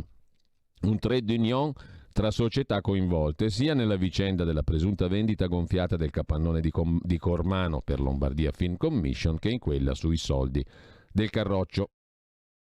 Intanto nel fascicolo milanese che ha portato ai domiciliari i 2 revisori in Parlamento per la Lega di Rubba e Manzoni, i quali hanno chiesto al riesame la revoca dei domiciliari, e l'altro contabile Sciglieri, gli accertamenti proseguono con l'ipotesi di presunti finanziamenti illeciti. Allo Stato però non è contestato il finanziamento illecito. Il collegamento è stato trovato grazie a un'informativa della Guardia di Finanza depositata nell'inchiesta del PM Fusco e del PM Civardi a Milano, in cui si parla di questo Lazzari come socio della IVAD Sarl lussemburghese, socio di minoranza di 7bit, società risultate coinvolte nelle indagini sul riciclaggio dei fondi del partito Lega. E il nominativo di Lazzari è emerso anche nell'inchiesta milanese. Lazzari è venuto a galla in relazione alla compagine societaria di un'altra società risultata partecipata e amministrata da Dirubba, la TAAC SRL, una delle società veicolo attraverso le quali sarebbero passati gli 800.000 euro drenati con la presunta vendita gonfiata dell'immobile. La TAAC è domiciliata presso lo studio del commercialista Sciglieri. L'indagine di Milano è delicatissima, conclude Avvenire, e si concentra su una serie di movimentazioni finanziarie sospette. Intanto, a proposito di banche, siamo ad Avvenire, le accuse di riciclaggio contro la Deutsche Bank, non robetta. A pagina 18 i documenti pubblicati dal consorzio giornalistico del caso Panama Papers mostrano contatti pericolosi con oligarchi russi negli anni passati. Nel mirino il CEO, il Chief Executive, l'amministratore Christian Sewing. Tra il 2000 e il 2017 alcune banche, come JP Morgan, HSBC e Deutsche Bank, hanno riciclato denaro per 2.000 miliardi di dollari proveniente anche da attività criminali e da oligarchi russi. Questo in sintesi è il contenuto della nuova inchiesta di giornalismo investigativo del consorzio ICIY, anzi J, Investigative Consortium of Journalists, bla bla bla, ripresa da influenti media americani e tedeschi. L'inchiesta nasce dalle nuove rivelazioni uscite dal cosiddetto Data Leaks, le informazioni trasmesse ai media in forma spesso anonima. Si tratta di un nuovo filone di indagine del gigantesco scandalo di evasione delle tasse e riciclaggio di denaro sporco passato alla storia come Panama Papers. E intanto lasciamo anche Avvenire, andiamo a Libero. Cosa scrive in prima pagina Libero, cosa titola in apertura? Se siete coerenti tagliate subito, altrimenti il sì referendum è una presa in giro. Non si può aspettare il 2023 per dar seguito alla volontà popolare degli elettori. Colle e Parlamento trovino un accordo per indire presto nuove elezioni. E Conte, l'avvocato del popolo, è l'oppio del populismo, scrive Pietro Senaldi nel suo commento di prima pagina al voto anticipato per rispettare gli elettori. Se siete coerenti tagliate subito. Il Parlamento ora non corrisponde più alla volontà popolare e anche Scalfaro dopo il referendum Segni sciolse le Camere, scrive appunto Avvenire Libero in prima pagina col suo direttore. E intanto Conte, oppio del populismo, il pezzo di Francesco Specchia. Conte tira la volata a chi incanta la gente, si definì avvocato del popolo, il Movimento 5 Stelle grida contro la casta e i governatori del PD hanno preso percentuali bulgare, mentre commenta Vittorio Feltri di spalla nell'editoriale è l'unica che vola Giorgia Meloni, la più brava. Alla vigilia del referendum avevo scritto che i sì avrebbero ottenuto il 70%, i no 30%, mi sembra di averci azzeccato, ma la cosa non mi soddisfa perché il voto ha modificato la Costituzione, ma i vincitori del plebiscito non se ne rendono conto, non pretendono che la nuova legge venga rispettata sciogliendo subito le vecchie Camere, con la riduzione dei seggi e procedendo a elezioni sulla base delle nuove regole volute dal popolo. Si accontentano del risultato delle urne, non vogliono rischiare di essere mandati a casa. Palese contraddizione. Sfoltiamo le assemblee, in teoria, ma in pratica le lasciamo, come sono altrimenti parecchi di noi, che dovrebbero tornare a lavorare, a sgobbare. Mattarella avrebbe la possibilità e il diritto di dire avete corretto la Costituzione? Bene, adesso adeguiamo le istituzioni al testo che avete promosso. Nulla di tutto ciò. Gli stessi grillini che hanno puntato alla decimazione dei parlamentari sono i primi a rifiutarla in nome della governabilità e dicono nessuno tocchi Conte che ha assunto la funzione di oppio dei populisti, altro che avvocato degli italiani. Se avessi una grana giudiziaria mi guarderei dal farmi assistere da lui, del quale si fidano i compagnucci di Di Maio. Il nostro, da paese ricco di storia, si è trasformato in paese dei balucchi, che in dialetto orobico significa scemi. Il capo dello Stato va capito, con tale orchestra di pifferi ha buone possibilità di essere rieletto al Quirinale, se mutano i pifferai rischia il ben servito. In ogni caso, in questa tornata elettorale l'unico partito che può vantare un successo indiscutibile, scrive Feltri, è quello di Giorgia Meloni, e non solo perché un suo candidato ha dominato nelle Marche, ma anche perché la sua formazione è cresciuta dappertutto, indiscriminatamente. La ragazza in pochi anni è passata da percentuali omeopatiche a lottare gomito a gomito coi fanfaroni 5 Stelle. Un merito che le riconosciamo volentieri, non poiché siamo generosi, bensì in quanto siamo obiettivi. Ella è una fuoriclasse della politica, sa parlare alla gente dal momento che ha le idee chiare e volontà di ferro. Tutti i suoi concorrenti si sono usurati, sono costretti a piangere sul latte versato fingendo di essere contenti della brutta figura. In sintesi, conclude Feltri, queste votazioni di cui si ciancia non produrranno niente di interessante, lo schifo generale resterà ributtante domani come lo è stato fino a ieri. Così Vittorio Feltri su Libero. Cittadinanza facile a chiunque tranne al calciatore milionario, inchiesta sugli esami di italiano di Suarez, che è l'esatto contrario su Libero di quanto intendono tutti. Ce l'ha rimesso solo lui. Cittadinanza per chiunque, tranne che per il calciatore milionario, che per cui la cittadinanza è stata resa difficile. Mentre, sempre dalla prima pagina di Libero, la sinistra ha perso 11 regioni dal 2015, è cambiata la geografia politica, ciò nonostante canta vittoria. E ancora il PD festeggia, i migranti ci invadono, sbarchi senza limiti. Filippo Facci sul Vaticano che ci dà il decalogo pure per morire. La Chiesa condanna l'eutanasia ma assolve le cure palliative. Poi cacciato dal grande fratello Fausto Leali perché dice negri ai negri. Scrive Azzurra Barbuto su Libero. Da Libero cosa vogliamo vedere adesso? Il Giornale. Il Giornale mette in prima pagina che cosa? Lo vediamo subito. Oggi il Wi-Fi l'empo lento, ma ci arriviamo con calma. Conte si piega al PD e i grillini esplodono. Il Premier cede subito alla sinistra, via i decreti sicurezza, dice Conte. Il Movimento 5 Stelle perde milioni di voti, per Di Battista è la sconfitta peggiore. A proposito del referendum, il Parlamento lo puoi spezzare, scrive Alessandro Sallusti, in 2, in 4, decimare il compenso di senatori e deputati. Nulla cambierà finché sarà permesso che a governare il paese non sia una coalizione espressione della volontà popolare, ma accrocchi costruiti a tavolino, tradendo il voto dei cittadini, cosa che in Italia accade da 10 anni.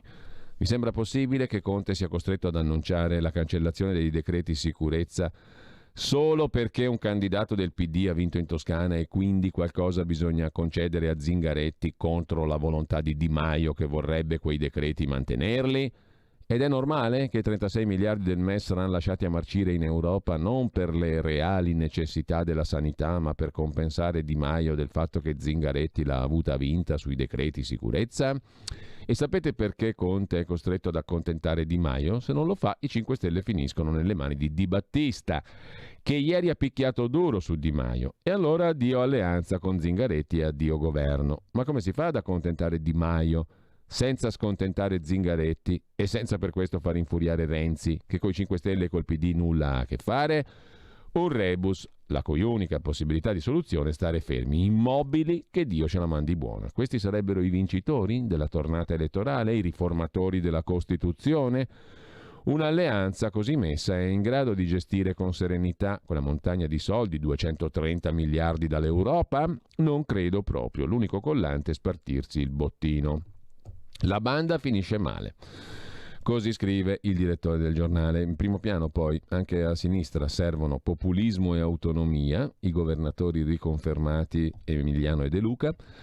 Augusto Minzolini sul Premier al bivio, l'azzardo di Conte fra il tutto e il niente, tutto niente niente, eccetto la qualunque, e poi Vittorio Macioce inizia la prima era senza elezioni, 2 anni senza voto. Sospetto sulla Lega per i candidati non votati. Fitto e Caldoro non è colpa della debolezza dei candidati, ma è colpa della Lega che non li ha votati. Quei 2 candidati non sono mai andati giù a Matteo Salvini. I dubbi sono stati confermati dopo la sconfitta in Puglia e in Campania, ma se dalle parti del Carroccio si mugugna per i candidati sbagliati, tra gli alleati c'è il sospetto che Salvini non abbia spinto per portare voti ai 2. Fitto e Caldoro. Sull'Unione Europea Salvini cambia rotta, ora guarda il Recovery Fund, mossa a sorpresa, scrive ad Alberto Signore. Marco Gervasoni sul centrodestra, basta rincorrere spallate, testa a Roma e Quirinale, scrive il professor Gervasoni a pagina 8 del Giornale. Con un po' di fortuna, con un po' di pazienza ci arriviamo anche, calma, sangue freddo, ed eccoci qua. Che il PD sia il primo partito, scrive Gervasoni, che abbia vinto le elezioni è una bufala, ha mantenuto 3 regioni, ne ha persa una storica, ne conserva una quarta, l'Emilia, Chiarito questo, il pareggio del centro-destra sulla base delle aspettative lo possiamo definire battuta d'arresto o segnale d'allarme? Nulla di preoccupante.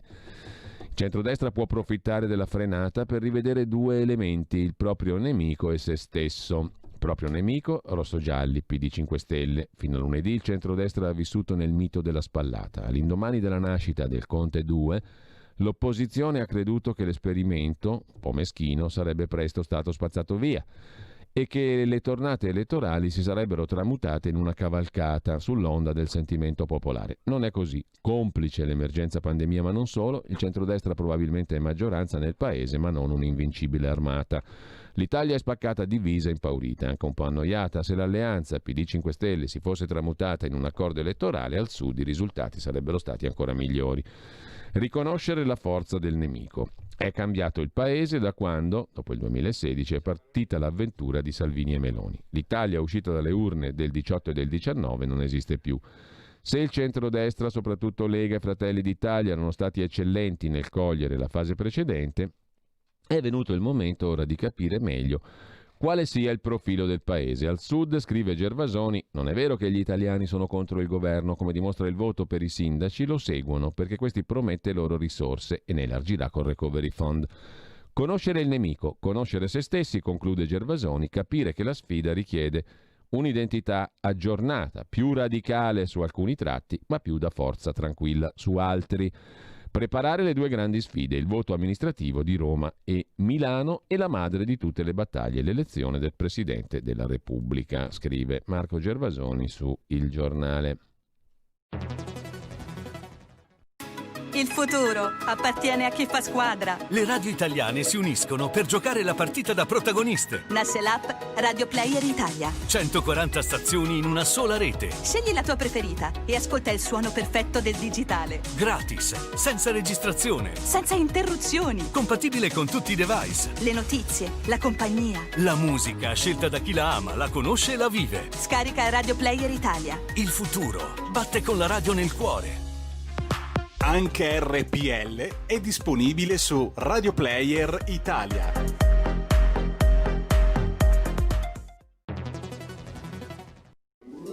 Stai ascoltando RPL, la tua voce libera, senza filtri né censura. La tua radio. Qui Parlamento. E apriamo in collaborazione con il gruppo della Lega alla Camera la nostra finestra quotidiana, il cui Parlamento mattutino con Lorenzo Viviani, biologo, pescatore professionista, deputato ligure della Lega in Commissione Agricoltura. Buongiorno Lorenzo, colonna della rubrica di RPL dedicata all'agricoltura il venerdì. Buongiorno Lorenzo.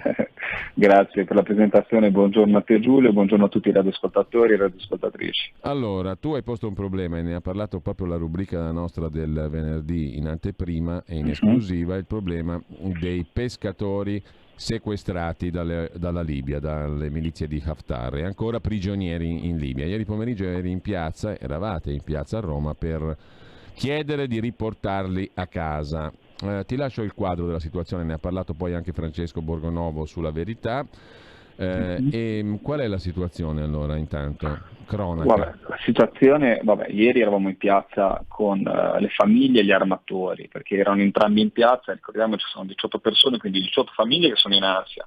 Fra parentesi non hanno neanche avuto se non una velocissima telefonata in extremis, e devo dire la verità, di straforo quasi, concessa dai libici verso le famiglie, poi non hanno notizie e non hanno potuto sentire più i loro cari.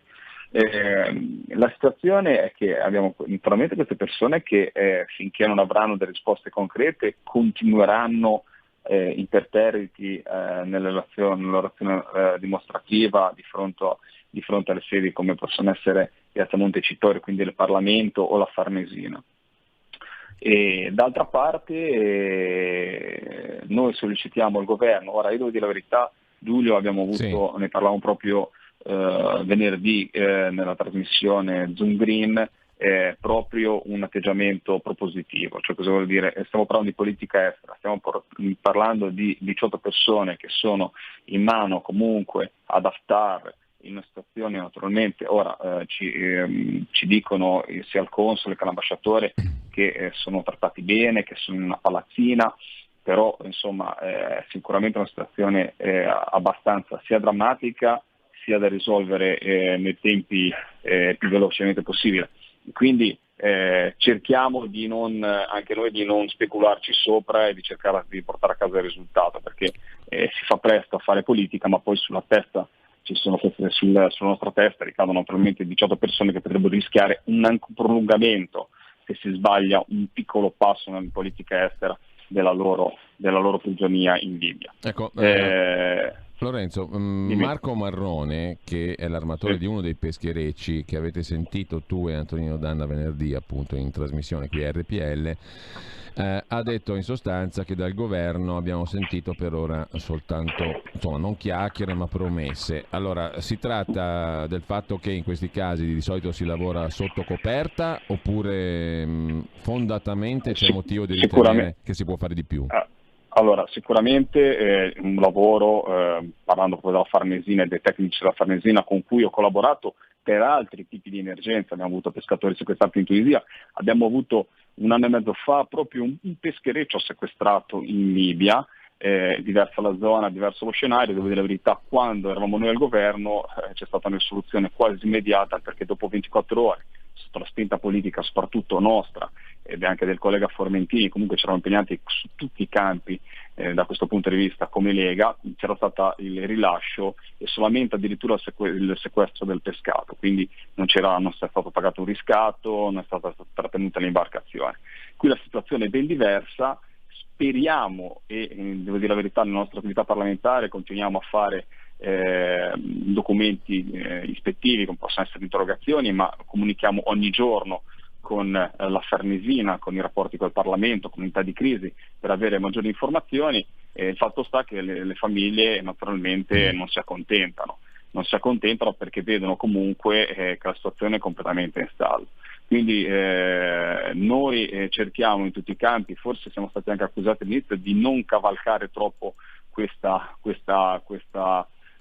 tematica, la stiamo gestendo invece secondo me in maniera responsabile. Da una parte abbiamo delle famiglie disperate, dall'altra parte abbiamo un governo che sembra non dare risposte. Io ti dico velocemente, Giulio, ieri loro sono stati davanti al Parlamento, dal lunedì che sono qua, io li ho raggiunti nella giornata di ieri, quindi già lunedì sera erano davanti a Palazzo Chigi, ieri davanti al Parlamento, oggi di nuovo davanti al Parlamento, giovedì andranno davanti a Palazzo Chigi. Io mi aspetto almeno che il Premier Conte o il Ministro Di Maio li possa ricevere, perché comunque sia un ministro, tra parentesi penso che l'abbiano anche visto passare Di Maio che non si sia fermato. Ora questa è un'indiscrezione che mi hanno dato loro ieri che erano in manifestazione. Quindi ecco, l'impegno delle istituzioni deve essere massimo, anche nel star vicino alle famiglie in questo delicato momento, deve essere spiegato a loro quello che sta succedendo e speriamo soprattutto che la nostra politica internazionale, i nostri rapporti con la Libia riescano a portare a casa al più presto i nostri pescatori. Ti ricordo che è una situazione atavica purtroppo quella dei pescatori di Mazara che subiscono questi continui sequestri, tentativi di sequestri, perché noi vanno sotto l'aspetto mediatico solamente quando vengono sequestrati e quando c'è queste fasi di concitate per la liberazione, ma durante le campagne di pesca ci sono tantissimi tentativi di sequestro o mitragliamenti da parte delle forze. E una volta esisteva il controllo pesca, c'era un'unità della Marina Militare che sorvegliava i nostri pescatori, li proteggeva dai paesi del Nord Africa, che comunque tentavano anche in acqua internazionale di abbordare i nostri pescherecci. Adesso tutto questo non esiste, devo dire la verità, anche in politica internazionale siamo latitanti, perché lì è una zona che storicamente è utilizzata dai pescatori di Mazara. Noi avevamo iniziato un percorso proprio per cercare di, lì c'è una convenzione che viene utilizzata dal governo libico, che è la convenzione di Montego Bay, che gli dà praticamente questa autorità e la fa considerare, ne abbiamo parlato molto bene, ora non ti sto a tediare a te, soprattutto i radioascoltatori, con delle precisazioni, però lì i libici si sentono legittimati da una convenzione internazionale però c'è una serie di problemi legati anche alla chiusura del Golfo della Sirte, che come sapete storicamente non è mai stata accettata a livello internazionale, ci sono una serie di fattori di criticità, ma soprattutto quelle zone non sono una disputa per i pescatori, cioè non è che abbiamo i pescatori libici o tunisini che ci vanno a pescare, lì ci vanno solo i nostri ed è un modo per battere cassa per quanto riguarda i libici, ma soprattutto anche una leva verso l'Italia per fare delle trattative diplomatiche. Ecco, non vogliamo che i nostri pescatori vadano interno a dinamiche che non ne appartengono e quindi speriamo e sollecitiamo e saremo vicino naturalmente alla famiglia oggi, domani e fin quando intenderanno rimanere davanti al Parlamento per portare questo conforto a questa risoluzione a compimento. Allora, Lorenzo, ti ringrazio per il punto. Ti chiedo velocissimamente di tutt'altra questione, ma ne stiamo parlando naturalmente anche in rassegna stampa, ovvero il voto nella tua Liguria. Sinteticamente, una valutazione sul risultato della Lega. Qualcuno è stato critico sui voti riportati dalla Lega, sul fatto che la lista Cambiamo di Toti sia il primo partito, 22%, e questo rispetto a qualche anno fa indica che le liste dei presidenti o dei candidati presidente o sindaco sono diventate più forti, non lo so, una tua valutazione. Assolutamente. E poi c'è un altro aspetto, vado rapido, perché la prima pagina del Secolo XIX di stamani si apre con la nuova giunta regionale e il primo scoglio la sanità. L'assessore uscente Sonia Viale della Lega non eletta e si parla di un team di 4 esperti che potrebbe affiancare il nuovo assessore, ma la delega potrebbe rimanere anche a Toti. Allora, sono problemi di chi ha vinto, per carità, però insomma una tua valutazione. Ma la mia valutazione è presto detta.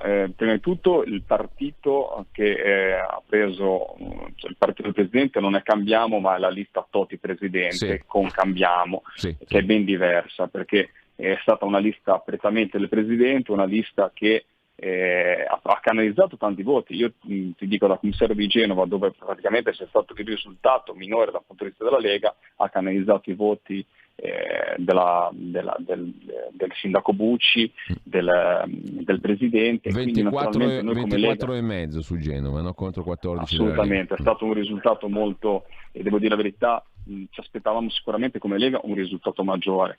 C'è da dire che il centrodestra ha vinto dappertutto le liste dei presidenti, e questa è una valutazione che sicuramente non devo fare io, ma deve fare naturalmente anche sicuramente i vertici del partito. Le liste del presidente hanno preso tantissimi voti, naturalmente anche la questione del Ponte Morandi, e qua faccio un mea culpa, perché noi come Lega sicuramente abbiamo avuto un grande errore, che è un nostro grande pregio però, che in tutta la storia, ad esempio, che riguarda il Ponte Morandi e quindi la ricostruzione del ponte sul Polcevera, noi siamo stati quelli del fare, perché alla fine Edoardo Rixi è stato quello che materialmente ha fatto il decreto Genova e materialmente ha reso possibile tutto il sogno che ha realizzato Genova, cioè la ricostruzione velocissima e immediata di un ponte, fra parentesi un ponte che insomma ora non vi dico di andare a Genova a vedere il ponte perché c'è altre cose, però vi consiglio, quando potete o fare una strada o l'altra, passateci sopra, perché è un ponte veramente bello, semplice, che incarna anche un po' di Liguria, la semplicità dei liguri. Quindi se riuscite a fare un'opera bella, veloce e essenziale per la logistica ligure, ma la logistica italiana legata al porto, in tempi brevissimi. In tutto questo, paradossalmente, quelli che ne hanno preso meno dal punto di vista elettorale sono stati noi, e che hanno cavalcato meno la cosa e hanno lavorato, diciamo, per realizzarla. E quindi questo si è patito tanto. In tutto questo, nel bilancio del centrodestra, la cosa importante che mi viene da dire è avere il governo della regione, avere altri 5 anni per portare avanti tutti i temi, anche quelli, come dicevi bene te Giulio, della sanità, che vanno, cioè si è aperto un progetto e deve essere continuato. Io parlo da Spezzina, abbiamo ancora un ospedale che purtroppo per le varie fasi, non so se te lo ricordi, forse è stato anche nelle cronache di RPL in passato, perché l'ospedale di Spezia va a finire dentro tutto a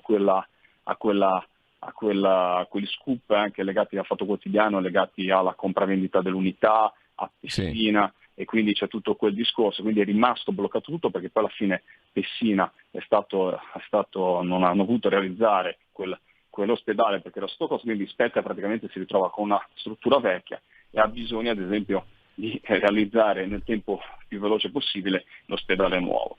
Quindi abbiamo tanti cantieri aperti, tanta voglia di lavorare, sicuramente come Lega dovremo imparare, questo lo dico proprio al popolo della Lega, a riuscire a pubblicizzare meglio il buon governo e il buon lavoro che facciamo.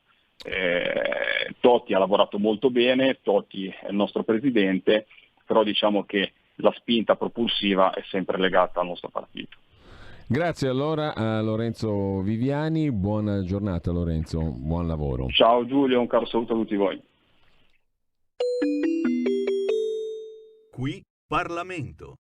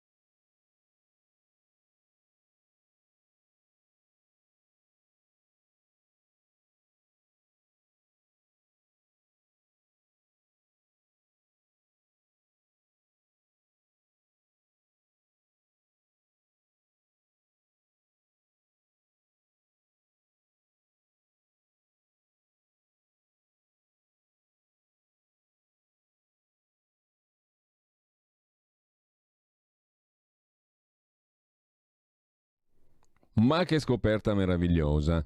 Giovanni Maria Bononcini, Pietà mio caro bene, 23 settembre 1642 nasceva in quel di Monte Corone di Zocca, Modena, questo violinista, compositore del periodo barocco modenese, appunto, meraviglioso. Questa era una trascrizione di una canzone, Pietà mio caro bene, giusto appunto, che ho trovato, credo, meravigliosa. Intanto torniamo ai quotidiani di oggi. Tra poco con noi Carlo Cambi, la nuova rubrica, la prima puntata, Gli Scorretti. Ogni settimana dalle 9.30 alle 10.15 faremo il punto, il controcanto a uno o più fatti del giorno e della settimana. Il giornale che abbiamo visto in prima pagina poco fa poi si occupa l'analisi, come tutti gli altri quotidiani, del voto. Conte si piega al PD per scongiurare il rimpasto, Di Maio esulta, il Movimento 5 Stelle esplode. Poi l'osservatorio di Renato Mannheimer, la fuga dal PD in Veneto e Liguria, un elettore su 5 ha cambiato idea. A Zaia e Totti anche il voto dei delusi del Partito Democratico, eppure sul referendum molti hanno tradito il partito.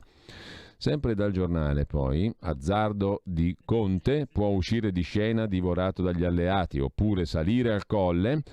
È l'analisi di Augusto Minzolini, ambizioso e spregiudicato. Conte si è rafforzato, se gioca bene le sue carte potrebbe pensare anche al Quirinale, ma se alla guida del governo cincischia, come ha fatto fino ad ora, può finire nella polvere. Intanto sul Recovery Fund sarà subito guerra con i neopresidenti delle regioni. Finita la tregua con le regioni che vogliono dire la loro su come spendere il tesoretto dell'Unione Europea.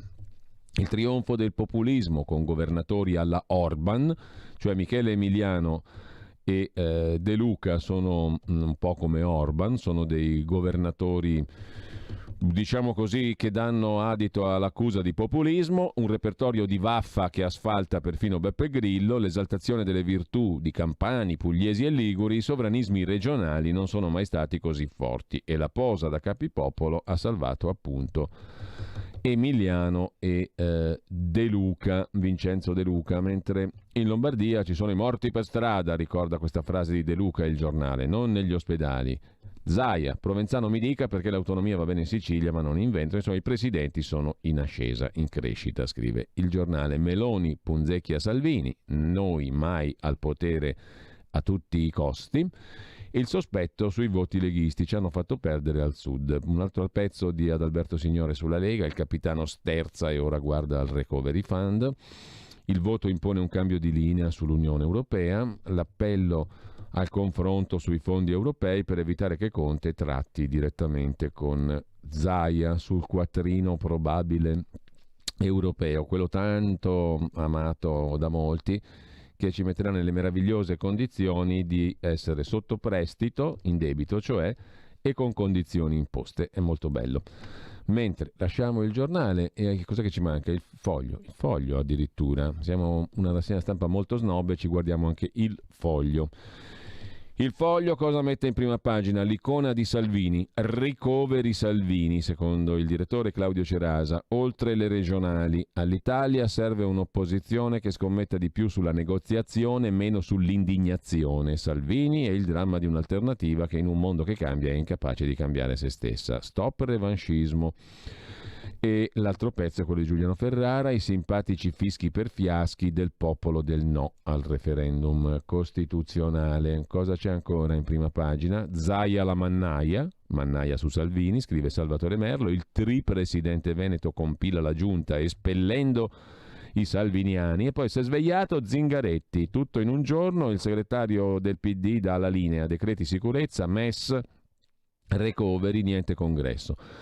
E Conte nell'asilo grillino, la stoccatina del premier a buona fede nell'ennesima giornata di marasma dentro i 5 Stelle. Poi abbiamo l'Andreas Version di Andrea Marcenaro, dice la magistratura torinese di averla condannata a 6 mesi perché aveva imbrogliato i cittadini. Che sarà vero oppure non sarà vero, non è questo il punto è che la sindaca, dal momento che avrebbe forse infinocchiato i cittadini torinesi, ha voluto far sapere da subito come il suo personalissimo codice etico non le impedisse affatto di amministrarli ulteriormente, che questo davvero no. E vorrei pur vedere che si sarebbe dimessa al volo in compenso dal gruppo dei suoi amicissimi pentacosi con cui era solita recarsi al bowling. C'era infatti un accordo tra loro, etico lo ha chiamato. Ecco, così si fa, scrive Marcenaro. Solo 2 righe dunque per far presente ai torinesi che essendo stato il carnevale anticipato a settembre, la mascherina ovvio, ma si ricordino i coriandoli, scrive Marcenaro in prima pagina sul Foglio. Pagina 2 invece Giulio Meotti, in Francia gli islamisti sfrattano i giornalisti con le minacce. Il caso di Marie Cabret, la polizia mi ha dato 10 minuti per fare le valigie. Marie Cabret non è tornata a casa, responsabile risorse umane di Charlie Hebdo, costretta a fuggire dopo minacce di morte da parte degli islamisti, fa parte del nucleo originario che aveva rilanciato il giornale satirico nel 92. Ieri ha deciso di rendere pubblica la propria esfiltrazione da parte dell'intelligence francese per allertare sulla minaccia islamista in Francia. Vivo sotto protezione di polizia da 5 anni, ha raccontato la Brett. I miei agenti di sicurezza hanno ricevuto minacce. Avevo 10 minuti per far valigia e lasciare casa, 10 minuti per rinunciare a una parte della vita. È stato molto violento. Non tornerò dove abito. Sto perdendo la mia casa per l'odio, che inizia sempre con la minaccia di instillare paura. Sappiamo come può finire. Lasciamo con ciò il Foglio. Cosa ci rimane da vedere? Un po' di roba. Intanto Il Giorno, Nazione, Resto del Carlino, al Quotidiano Nazionale, caos grillino, no di Conte al rimpasto, e poi Crimi, 5 Stelle che attacca l'editoria. Il commento è di Pierfrancesco De Robertis, il solito vizio di intimidire i giornali. 5 Stelle quasi scompare dai radar della politica. I dirigenti del movimento prima cercano di mascherare il disastro intestandosi il successo per il referendum furbo, peraltro sostenuto dalla quasi totalità delle forze politiche. Poi iniziano un match dal sapore autolesionista e il capo pro tempore del partito Crimi non trova di meglio che attaccare la libertà di stampa, spiegando che il prossimo traguardo 5 Stelle sarà quello di andare avanti con le riforme, tra le quali liberare l'informazione dagli interessi privati, ha detto Crimi. Inutile dire, alcuni esponenti grillini, non tutti per fortuna, non riescono ad affrancarsi da una certa mentalità illiberale, per cui nel loro partito non è previsto il dissenso, pena espulsioni immediate, gestite con modalità verticistiche, oppure vengono imposti agli eletti prelievi forzosi o preventive dichiarazioni di fedeltà. Tutta roba sul filo dell'illegalità. Gli interessi privati di cui parla Crimi nel campo dell'informazione sono quelli di liberi imprenditori che legittimamente, rispettando la legge, pagando le tasse e sottostando a obblighi di trasparenza, decidono di rischiare il proprio capitale avvalendosi dell'apporto di giornalisti, manager e tipografi, sfornando quel prodotto fondamentale per la vita di ogni democrazia che è l'informazione libera, professionale e di qualità. Pensare che questo possa finire sotto il controllo dello Stato, dei partiti, di Crimi che a loro piacimento, nel chiuso di una stanza, decidono cosa si deve pubblicare, fa venire i brividi lungo la schiena. Accade così in Corea del Nord. Infatti la frase di Crimi è abbastanza infelice. Ha detto Crimi che bisogna andare avanti con le riforme, tra cui liberare l'informazione dagli interessi privati. Così sul Quotidiano Nazionale. Andiamo a vedere anche però Il Tempo di Roma e poi Italia Oggi. Il Tempo di Roma apre la sua prima pagina con un pezzo di Franco Bechis intitolato, lo vediamo adesso, probabilmente adesso, forse adesso, sperabilmente adesso, ci riproviamo adesso, per vederlo adesso in prima pagina. Il Tempo di Roma. Prendiamo tempo, date tempo al tempo e finalmente arriva il tempo. Ora cambiate spartito è il titolo d'apertura. Il centrodestra non ha affatto perso le elezioni, Zingaretti non le ha vinte, ma non c'è stata la spallata al governo. Da qui al 2023 abbaiare meno, mordere di più. E poi una svolta per la destra, il partito dei governatori, scrive Francesco Storace. Andiamo con ordine. Franco Bechis. Quando le cose non vanno al meglio, nelle fila della politica, la prima tentazione è cambiare partito. Lo fanno gli elettori, un loro diritto, lo fanno gli eletti che non sentono le loro chiappe al sicuro. È raro che a qualcuno venga in mente di cambiare spartito, perché le note che suona non incantano il pubblico come una volta. Ma è di questo che avrebbe bisogno il centrodestra.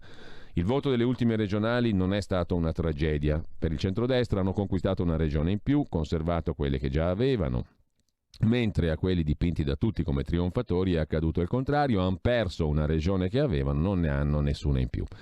Si può dire che Zingaretti abbia portato a casa la pellaccia che rischiava di essergli levata per la sconfitta in Toscana, non che abbia trionfato. Dove ha conservato le giunte che aveva già, Campania e Puglia, il risultato non è dovuto al PD ma ai due governatori, De Luca e Emiliano. Entrambi hanno associato nelle liste esponenti di spicco e di potere allevati nel centrodestra, che poi hanno deciso di cambiare partito e non spartito. Il centrodestra è andato a maluccio in entrambe le regioni, è un fatto, ma nel centro e nel nord la musica è stata altra. In Toscana fallito il miracolo, ma insieme ha ottenuto il risultato delle ultime europee, il migliore della sua storia. In Liguria, Veneto e Marche ha trionfato con percentuali altissime. Resta ancora oggi la prima coalizione, il centrodestra in Italia, e se la Lega ha perso appeal, il travaso di consensi è stato in gran parte interno, a beneficio di Giorgia Meloni, star politica dell'ultimo anno. Dunque nessuna tragedia. Ma la spallata non è riuscita, e non mi riferisco a quella pur importante in Toscana, perché non ci si può nascondere che lo spartito scritto da Meloni, Salvini e meno Berlusconi pensava di suonare note più in alto, facendo ballare il governo Conte. Non è accaduto, ma forse proprio quell'obiettivo, naturale per chi fa opposizione, è quello che ha spaventato gli elettori. Non perché siano innamorati di Conte e della sua sgarrupata maggioranza, ma perché gli italiani hanno vissuto mesi di paura e timori sul futuro. Non è il momento del terremoto politico. Se la spallata ha bisogno di tempi lunghi, lo spartito del centrodestra va cambiato. È probabile che questa legislatura non abbia una fine anticipata. È quasi sicuro che navigherà fino all'elezione del nuovo Presidente della Repubblica, gestendo il Recovery Fund, le decine di miliardi. Arriveranno più in là di quel che si è promesso con tanta enfasi e saranno spalmati lentamente negli anni, ma ci serviranno. Ed è inutile in questo momento sparare sull'Europa. Meglio lanciare idee su come spendere quei soldi, per urgenze meno strampalate di quelle partite dai ministri del governo Conte. Come hanno dimostrato le regionali, di persone capaci a risolvere i problemi, più che di quelle bravissime ad abbaiare alla luna, abbiamo bisogno. Servono soldi, prima di allora stanateli sul MES, che sarebbe disponibile. Dicono che non ci sono condizionalità, sfidate il governo a provare a verificarlo. Se saltano fuori trappole, dimostrerete quello che fin qui sospettavate, ma se quelle trappole non ci sono, metteteli in crisi, anche usando la piccola leva di Renzi in Senato, perché quei 39 miliardi oggi potrebbero servire, perfino nella scuola, dove servono in questo momento anche interventi di sicurezza sanitaria, il distanziamento, i famosi banchi. Meglio sfidarli così, su cose concretissime, utili agli italiani, piuttosto che andare a presentare una mozione di sfiducia in Senato al ministro Azzolina, che resterebbe al suo posto ricompattando la maggioranza. Fate il vostro dettagliato recovery plan e lo illustrate agli italiani, misura dopo misura, con realismo. Poi lo porterete in Parlamento cercando di emendare le proposte del governo. Così scrive Franco Bechis: non avete i numeri per imporre nulla, ma con un po' di furbizia si riescono a trovare le crepe per far passare poche cose importanti agli occhi di tutti. Non abbaiate, mordete quando necessario per portare agli italiani anche il più piccolo dei bocconi, perché sfama pure quello. Se l'orizzonte è il 23, invece di iniziare la campagna sul Parlamento delegittimato dopo il voto referendario, il che è vero ma non porterebbe a nulla, iniziate a costruire ipotesi sull'elezione del prossimo Presidente della Repubblica, una figura che davvero possa rappresentare tutti gli italiani, altrimenti vi ritroverete lì proprio Conte, il peggiore degli incubi, o no? Così Franco Bechis. Tra poco debutta Gli Scorretti con Carlo Cambi. Porta